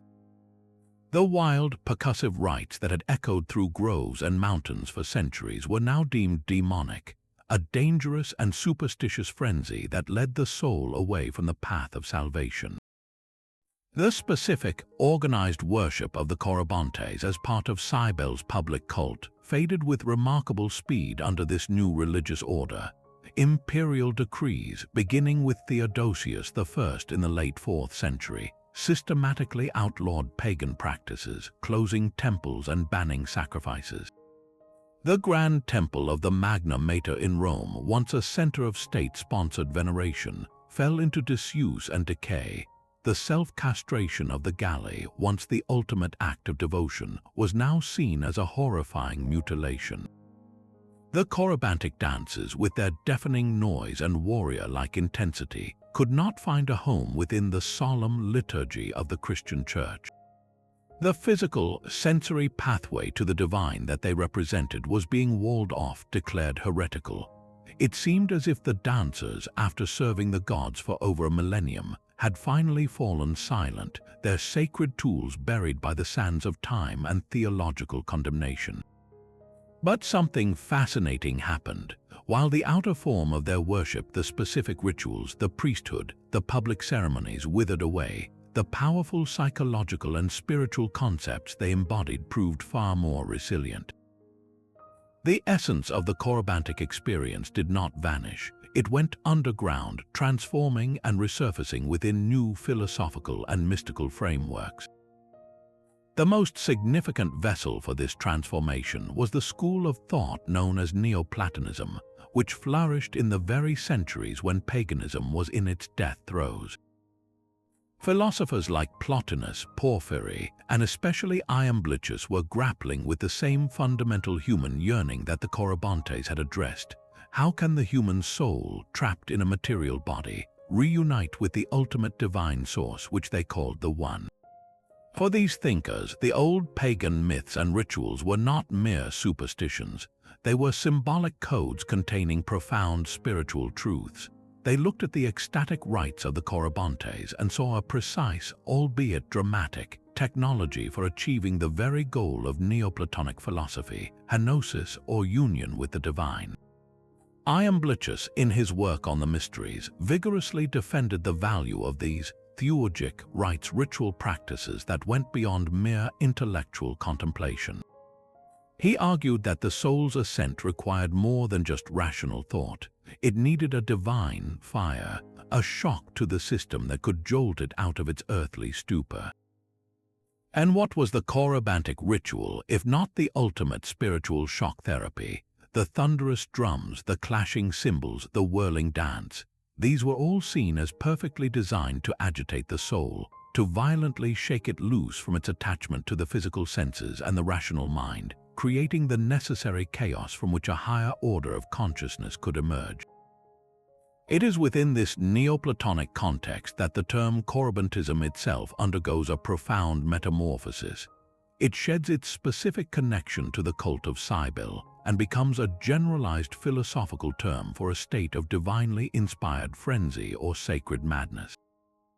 This was not the madness of illness, but a mania sent by the gods, a temporary suspension of ordinary reason that allowed for a direct influx of divine inspiration. In Plato's Phaedrus, he had already outlined 4 kinds of divine madness: prophetic, ritual, poetic, and erotic. The Neoplatonists effectively placed Corybantism squarely within this Platonic tradition, viewing it as a validated and indeed necessary form of the ritual madness that purifies the soul. To be Corybant-possessed was no longer a diagnosis of a strange Phrygian affliction. It was a description of a sought-after spiritual state, a holy turbulence that preceded enlightenment. This philosophical absorption meant that the core Corybantic idea of catharsis through overwhelming experience found a new life. The notion that you had to be broken down to be built up, that spiritual purification required a confrontation with chaos, became a central tenet of later Western mysticism. We can hear distant echoes of the Corybantic clatter in the ecstasies of medieval Christian mystics like Hildegard of Bingen or Teresa of Avila, whose profound encounters with the divine often involved intense physical sensations, trance-like states, and a language of being painfully and joyfully pierced or shaken by a force beyond themselves. While their methods were prayer and contemplation rather than drumming and dance, the psychological architecture of their experience, the dissolution of the self followed by a blissful union, mirrors the ancient initiatory pattern of the mysteries. Even the concept of using rhythm and music to alter consciousness for spiritual purposes never truly disappeared. It was carried forward in the chanting of monastic traditions, the rhythmic prayers of the Rosary, and the ecstatic worship of various folk Christian and Gnostic sects throughout history. The whirling of the Sufi dervishes, which uses repetitive spinning to achieve a state of mystical union with God, is a direct parallel to the kinetic strategy of the Corybantes, a testament to the universal human understanding that the body can be a gateway to the divine when moved in a specific, disciplined way. The drum, so central to the Corybantic rite, remains a fundamental tool in shamanic traditions across the globe, all using its steady pulse to guide participants across the threshold of ordinary reality. So the Corybantes did not simply die out, they underwent a grand and profound alchemy. Their physical rituals were transmuted into philosophical concepts, their sacred madness was reinterpreted as a divine gift, and their methods of ecstasy were encoded into the DNA of Western mysticism. They ceased to be a specific group of dancers in service to a specific goddess and became an archetype, a permanent part of humanity's spiritual vocabulary representing the terrifying, necessary, and transformative power of sacred chaos. Their story teaches us that while religions and rituals may change, the deep, human longing to transcend the self through overwhelming experience is a constant, a river that may change its course over the centuries, but whose powerful current never truly runs dry. While the Corybantes existed in the realm of myth and archetype, their spirit found breath and bone in the real world through a most extraordinary group of men, the Galli, the self-castrated priests of the Great Mother Cybele, who walked the bustling streets of the Roman Empire. These were not legendary figures painted on vases. They were living, breathing human beings who embodied the wild devotion of the goddess in the most radical way imaginable. The mythical Corybantes served as their divine blueprint, the perfect, eternal archetype of what it meant to be an ecstatic servant of the Mother. The Galli were the earthly fulfillment of that archetype, the mortal instruments through which the deafening clatter of the divine dance was translated into a shocking, visceral, and unforgettable public reality.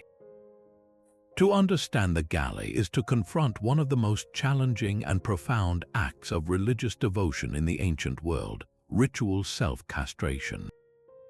During the annual festival of the Hilaria in late March, which celebrated the death and resurrection of Cybele's beloved consort Attis, a candidate for the priesthood would work himself into a state of divine frenzy through dancing, chanting, and likely the spilling of his own blood from minor cuts.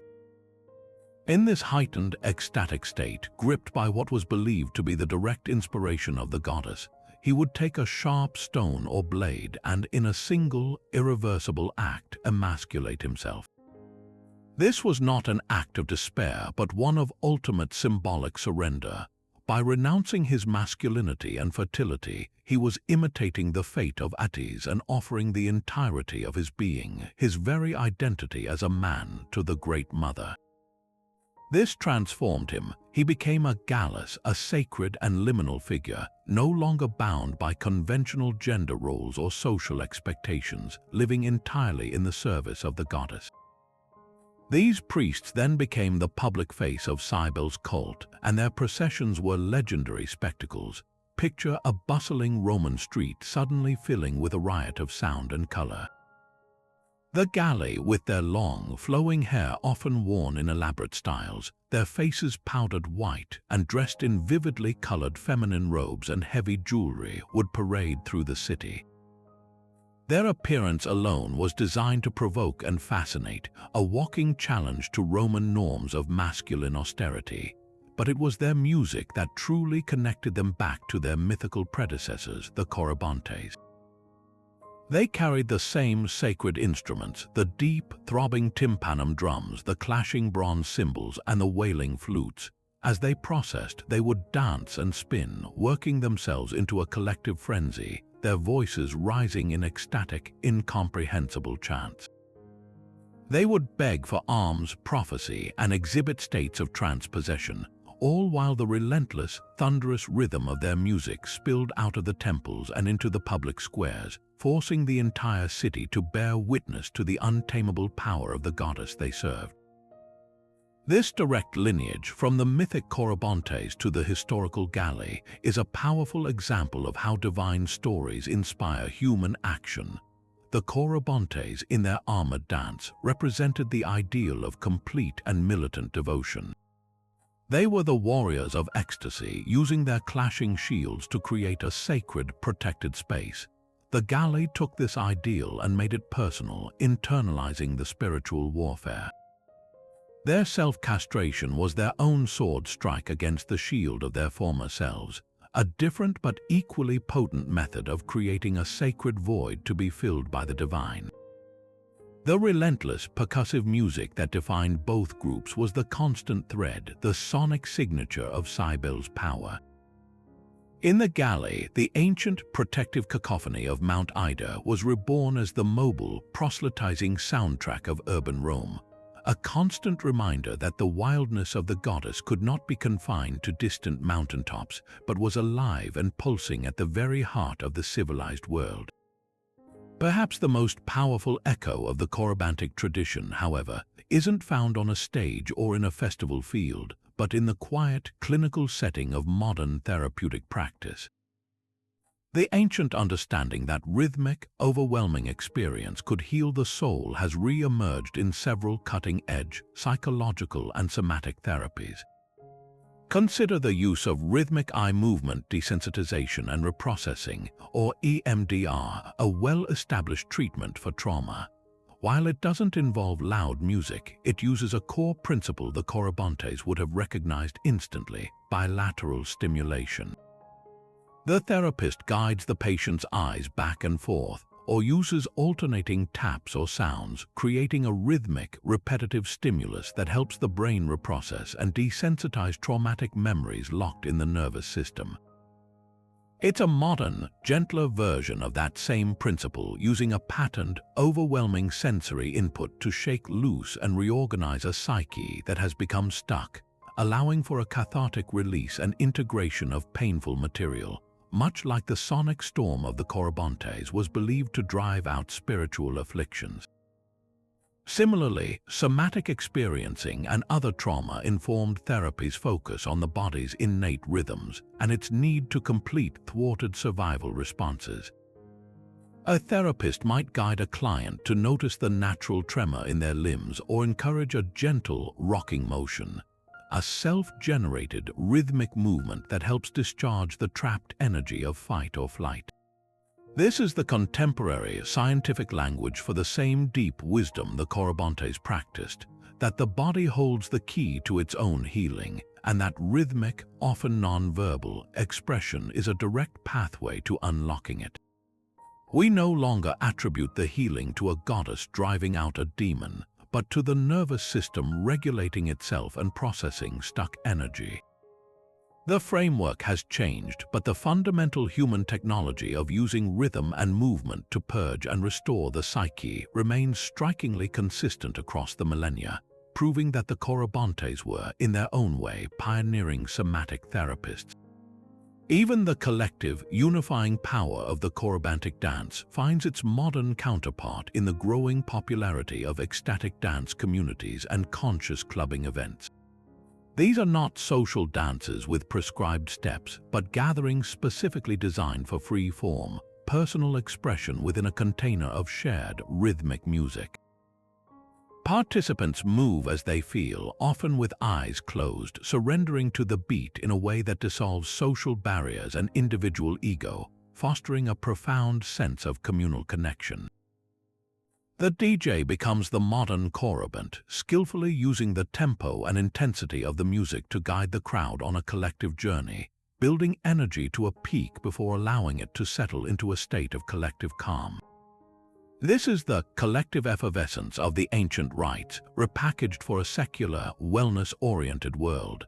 It's a search for the same transcendent release from the self, the same feeling of becoming part of a larger, pulsing whole, demonstrating that our need for ritualized, communal ecstasy is a fundamental human drive that simply finds new forms of expression when old ones fade. Just when you think you have a firm grasp on the identity of the Corybantes, the ancient mythmakers present us with another fascinating layer of complexity, their bewildering and contradictory family trees. If you thought their relationship with the Curetes and Dactyls was tangled, the web of their divine parentage and sibling relationships reveals just how fluid and creative ancient mythology could be, as different regions and poets wove these ecstatic dancers into the very fabric of their cosmic narratives. We find two particularly prominent and strikingly different traditions vying for attention, each placing the Corybantes in a completely different divine context. In one version, they are the noble offspring of Apollo, the god of reason, music, and light, and Thalia, the muse of comedy and idyllic poetry. This is a fascinating and almost paradoxical pairing. Apollo represents order, structure, and the beautiful, harmonious music of the lyre. Thalia represents the joyful, celebratory, and often boisterous spirit of comedy and festivity. To imagine their children becoming the masters of chaotic, weapon-clashing ecstasy is a poetic stroke of genius. This lineage suggests that the ecstasy of the Corybantes wasn't viewed as a form of madness opposed to reason, but as another facet of the divine artistic and musical power that Apollo himself presided over. Their dance becomes a different kind of music, not the calm, ordered melodies of the lyre, but the primal, percussive, and overwhelming symphony of the earth, a form of artistic expression born from the marriage of celestial harmony and earthly festivity. On the other side of the mythological spectrum, we have a much darker and more chthonic origin story. Another tradition names their parents as the Titan Cronus and the Oceanid Philyra. This immediately places the Corybantes in a far more primal and archaic generation of deities, connecting them directly to the raw, untamed forces of the cosmos that existed before the reign of Zeus. Cronus was the ruthless king of the Titans who devoured his own children, a symbol of brutal, unchecked power and time that consumes all. Philyra, whose name means lime tree or friend, was a nymph associated with healing, writing, and perfume, but her story takes a tragic turn. After coupling with Cronus, who had transformed into a horse to evade his wife Rhea, she gave birth to the wise centaur Chiron and was so horrified by the hybrid form of her child that she begged the gods to change her, and she was transformed into a linden tree. This lineage is profoundly significant. It connects the Corybantes not to the bright Olympian order, but to the shadowy, pre-Olympian world of the Titans, and even more strikingly, it makes them half-brothers to the centaurs, specifically to the noble Chiron. This family tree roots them in the same wild, earthy, and bestial energy that the centaurs represent, but with a crucial distinction. While the centaurs were often depicted as unruly and driven by base instincts, the Corybantes channeled that same raw, primal power into a structured, sacred ritual. Their parentage from Cronus links them to the concept of time and cyclical destruction and rebirth, a theme deeply embedded in the worship of the Great Mother Cybele, whose consort Attis died and was resurrected. Their connection to Philyra adds a layer of transformation and healing, a poignant echo of their role in curing spiritual maladies. This origin story paints them as figures who bridge the chaotic world of the Titans and the civilized order of the Olympians, embodying a powerful, transformative force that is both terrifying and healing. The potential sibling relationship with the centaurs is one of the most evocative and revealing aspects of their tangled genealogy. To be considered brothers to beings who are half man, half horse is to be intrinsically linked to the untamed wilderness, to instinct, and to a nature that exists at the boundary between the human and the animal. The centaurs as a group were often portrayed as wild, lustful, and prone to violence when drunk, embodying the dangers of surrendering completely to one's primal urges without any cultural restraint. The most famous exception was Chiron, their half-brother in this tradition, who was a revered teacher of heroes like Achilles and Asclepius, a master of medicine, music, and prophecy. This creates a stunning mythological triangle. Here we have the Corybantes, born from the same wild, titanic stock as the centaurs, yet they do not descend into bestial anarchy. Instead, they take that raw, instinctual energy and discipline it, ritualize it, and direct it toward a divine purpose. They are the civilized counterpart to their wild centaur kin. Where a centaur might run rampant, a Corybant dances in a controlled frenzy. Their ecstasy is not a loss of control, but a sacred application of it. This family relationship brilliantly illustrates a core tension in Greek thought, the struggle between chaos and cosmos, between untamed nature and civilized order. The Corybantes demonstrate that civilization does not mean repressing our wild nature, but rather finding a sacred vessel for it, a way to harness its incredible power for healing, protection, and connection with the divine. So why would these conflicting genealogies exist side by side? This isn't a case of sloppy storytelling, but rather a testament to the living, adaptive nature of myth. Myths were not static, canonical texts. They were fluid narratives that evolved to serve different cultural, religious, and political purposes across the Greek world. A city-state or region that particularly valued Apollo and the Muses might claim the Corybantes as their descendants to elevate their status and connect their local ecstatic rites to the prestigious and pan-Hellenic god of music. This association legitimized their wild rituals by framing them as an extreme but valid form of Apollo's own domain. Conversely, a tradition that emphasized the ancient primal power of the earth and the pre-Olympian deities would favor the lineage from Cronus and Philyra. This origin rooted the Corybantes in a time before the gods of Olympus, connecting them directly to the autochthonous, chthonic forces of the land itself, which was a powerful way to claim antiquity and authenticity for a religious cult. These competing family trees show the Corybantes being claimed by different facets of the Greek religious experience. They are simultaneously children of the luminous, rational Olympian order and scions of the dark, primal Titanic past. This duality perfectly reflects their own function as masters of controlled chaos, beings who use the terrifying power of the wild to create a sacred and protective order. They were a mythological Rorschach test. Different people looked at them and saw reflections of the divine forces that mattered most to them, proving that their role was so fundamental that they could be woven into multiple, seemingly contradictory cosmic narratives without losing their essential power. The journey of the Corybantes from the wild mountains of Anatolia to the very heart of the Roman Republic is a story of desperation, divine promises, and cultural negotiation. In the year 204 BCE, Rome was locked in a life-or-death struggle against the Carthaginian general Hannibal during the Second Punic War. The situation was dire. Hannibal's army had been marauding across Italy for over a decade, and traditional Roman piety seemed to be failing. Desperate for a solution, the Senate consulted the Sibylline books, a collection of ancient prophecies. The oracles delivered a startling decree. The foreign enemy would only be driven out and vanquished if the Idaean mother, the great goddess Cybele from Mount Ida in Phrygia, were brought to Rome.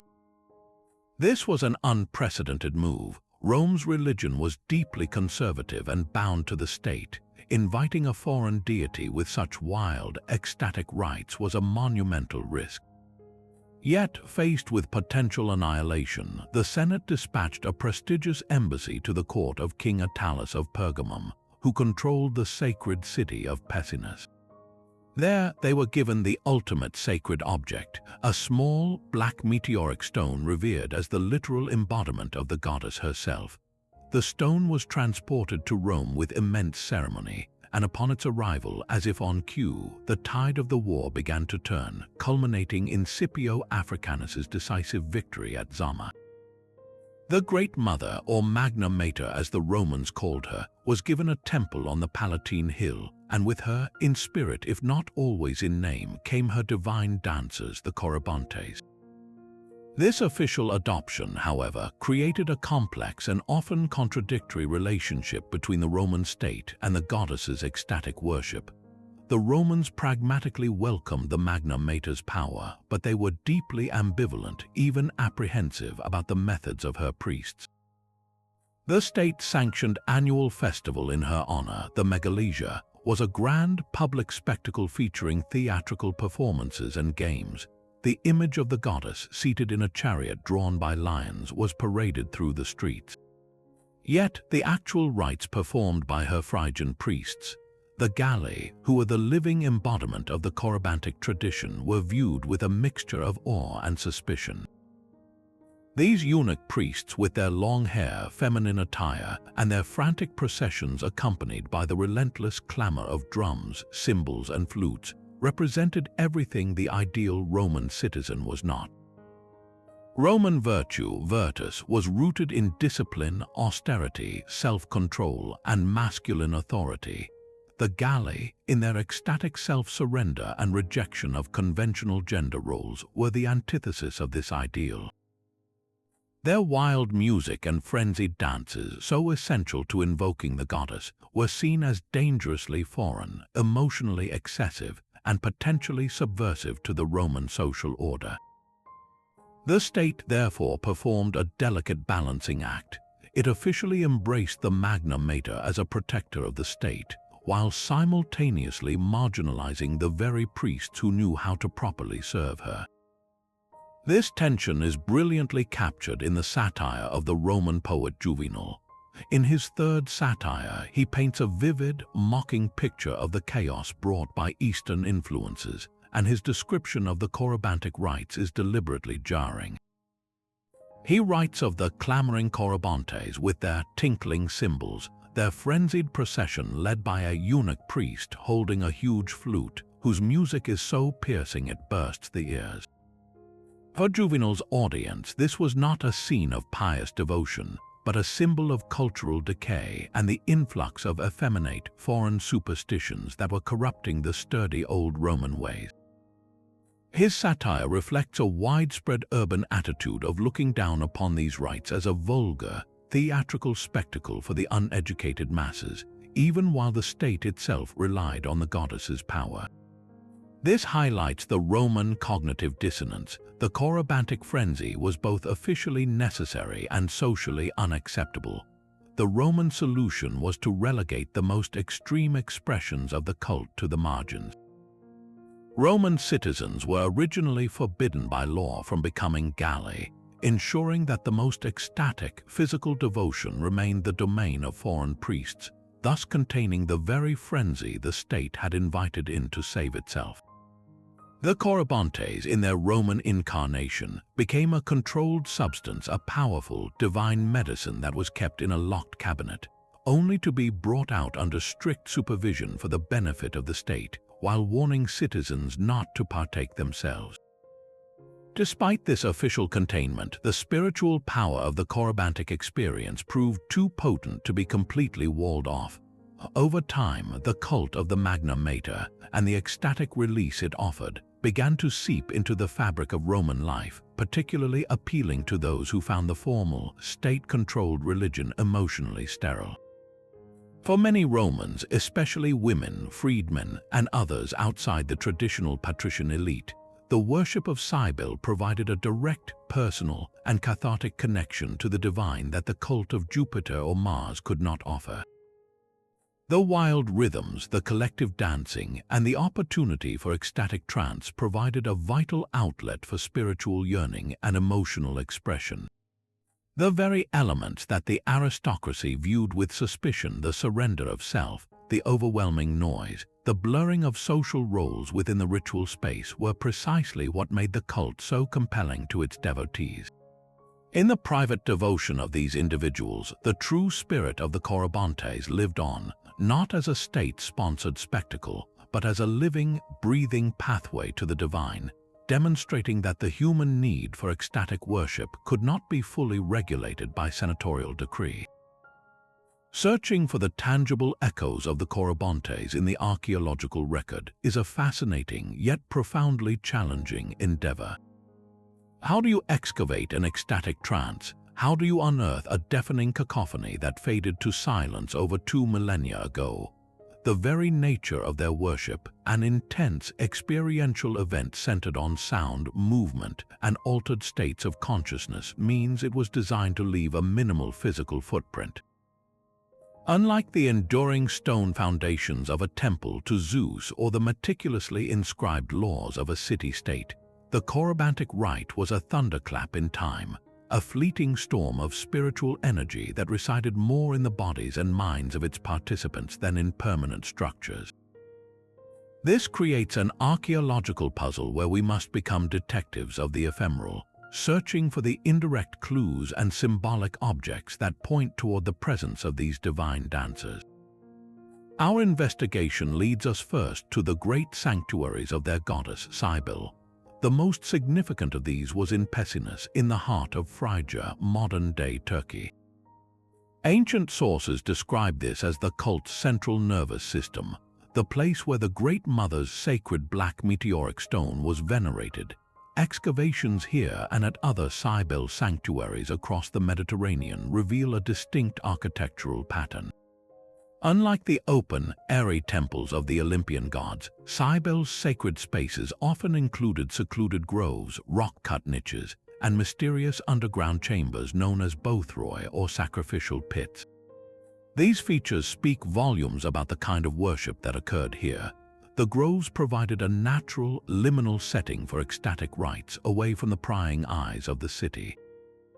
The Bothroi were used for what are called energismo sacrifices, offerings made entirely to chthonic or underworld deities, where the animal was completely burned and the ashes deposited into the pit with no feast for the worshippers. This practice underscores the raw, untamed, and non-social aspect of Cybele's power. It was a gift given entirely to the earth itself, a ritual of pure devotion that aligns perfectly with the all-consuming self-surrender of the Corybantic frenzy.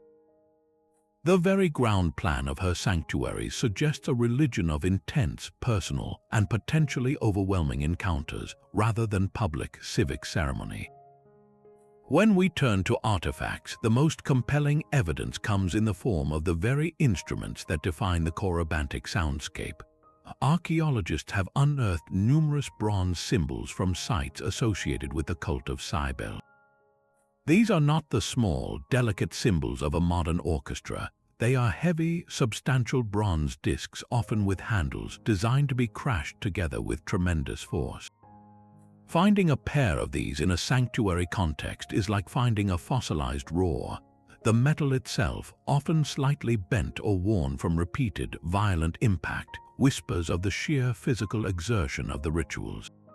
Similarly, representations of the tympanum, the large frame drum, appear everywhere on votive reliefs sculpted into statues and painted on pottery vessels.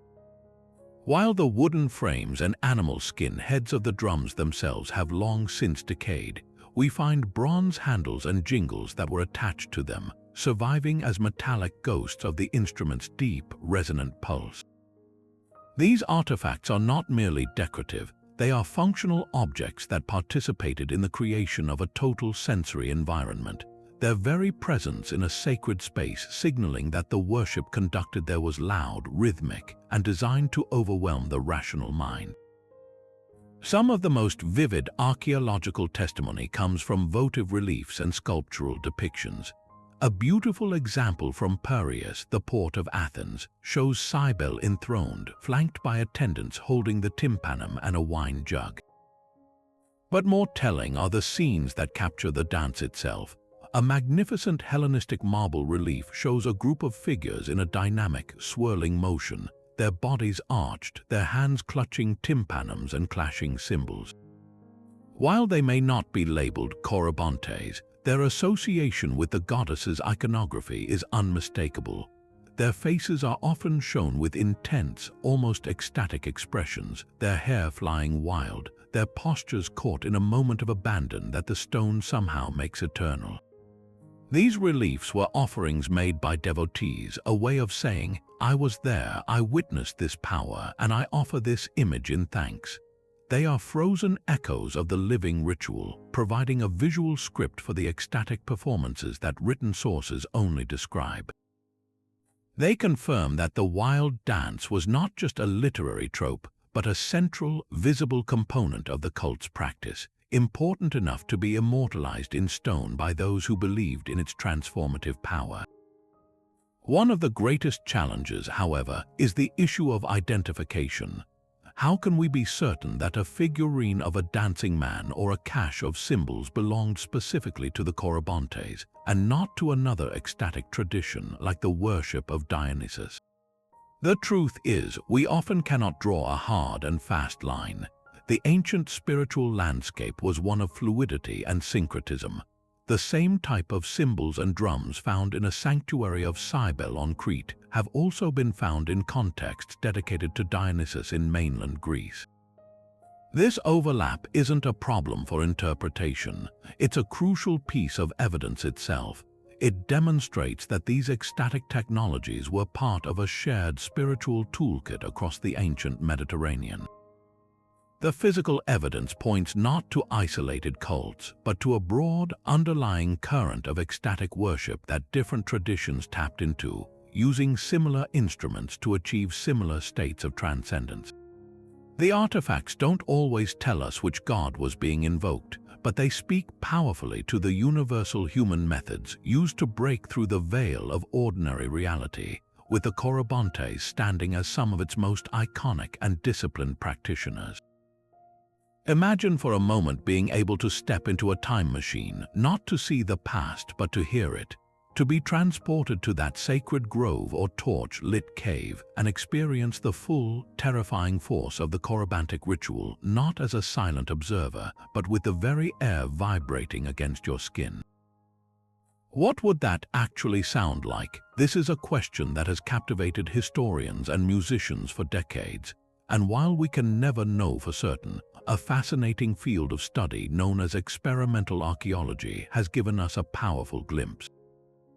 By collaborating with modern musicians, instrument makers, and scholars, we can attempt to reconstruct the sonic weaponry of the Corybantes, and in doing so, we begin to understand that their music was not designed for pleasure, but for a specific, overwhelming psychological and spiritual effect.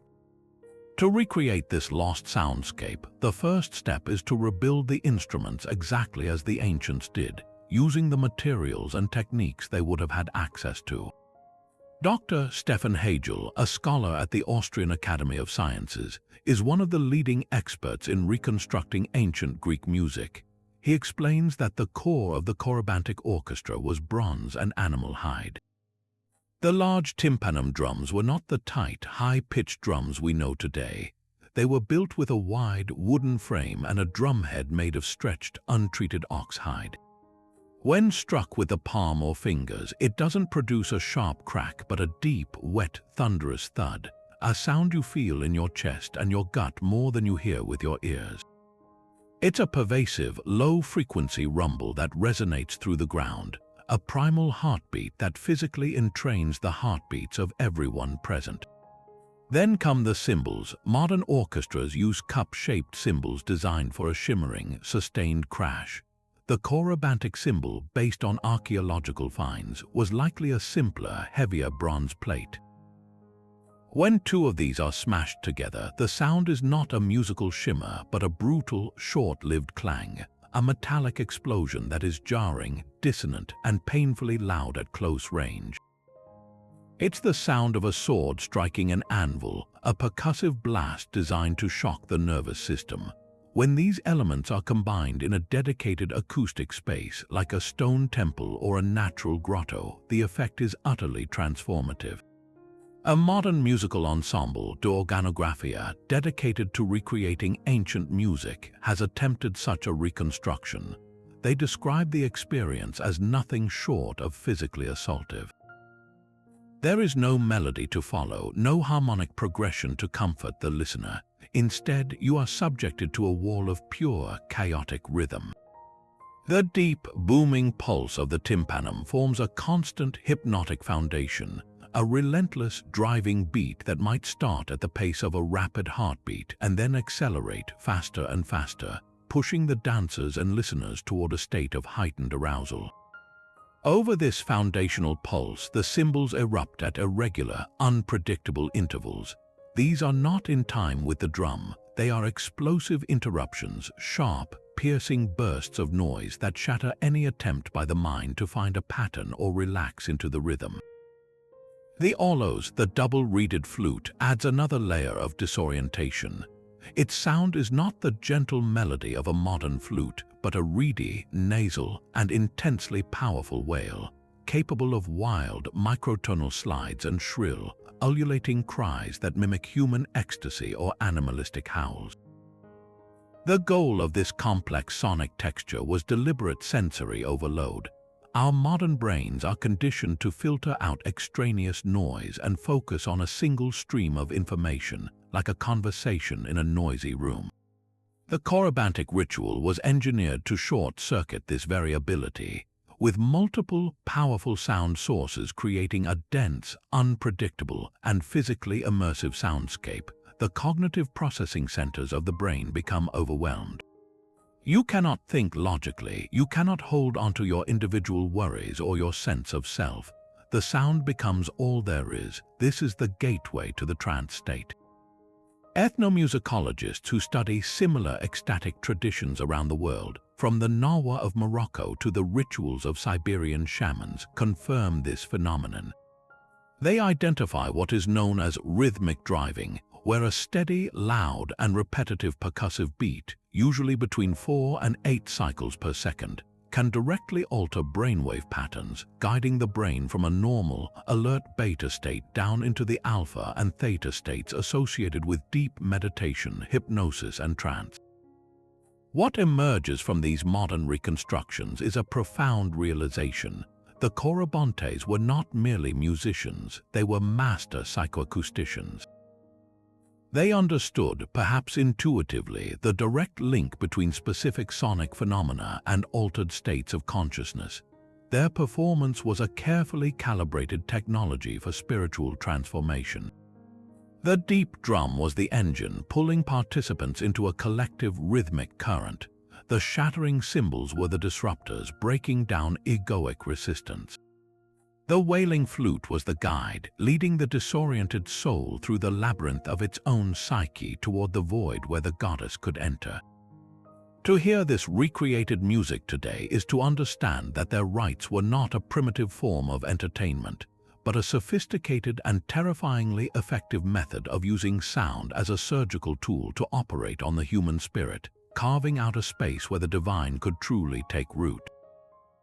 From the thunderous, protective clatter guarding the infant Zeus in a Cretan cave to the intoxicating, healing frenzy that summoned the Great Mother Cybele into the hearts of her initiates, the journey of the Corybantes is a breathtaking arc across the entire tapestry of the ancient world.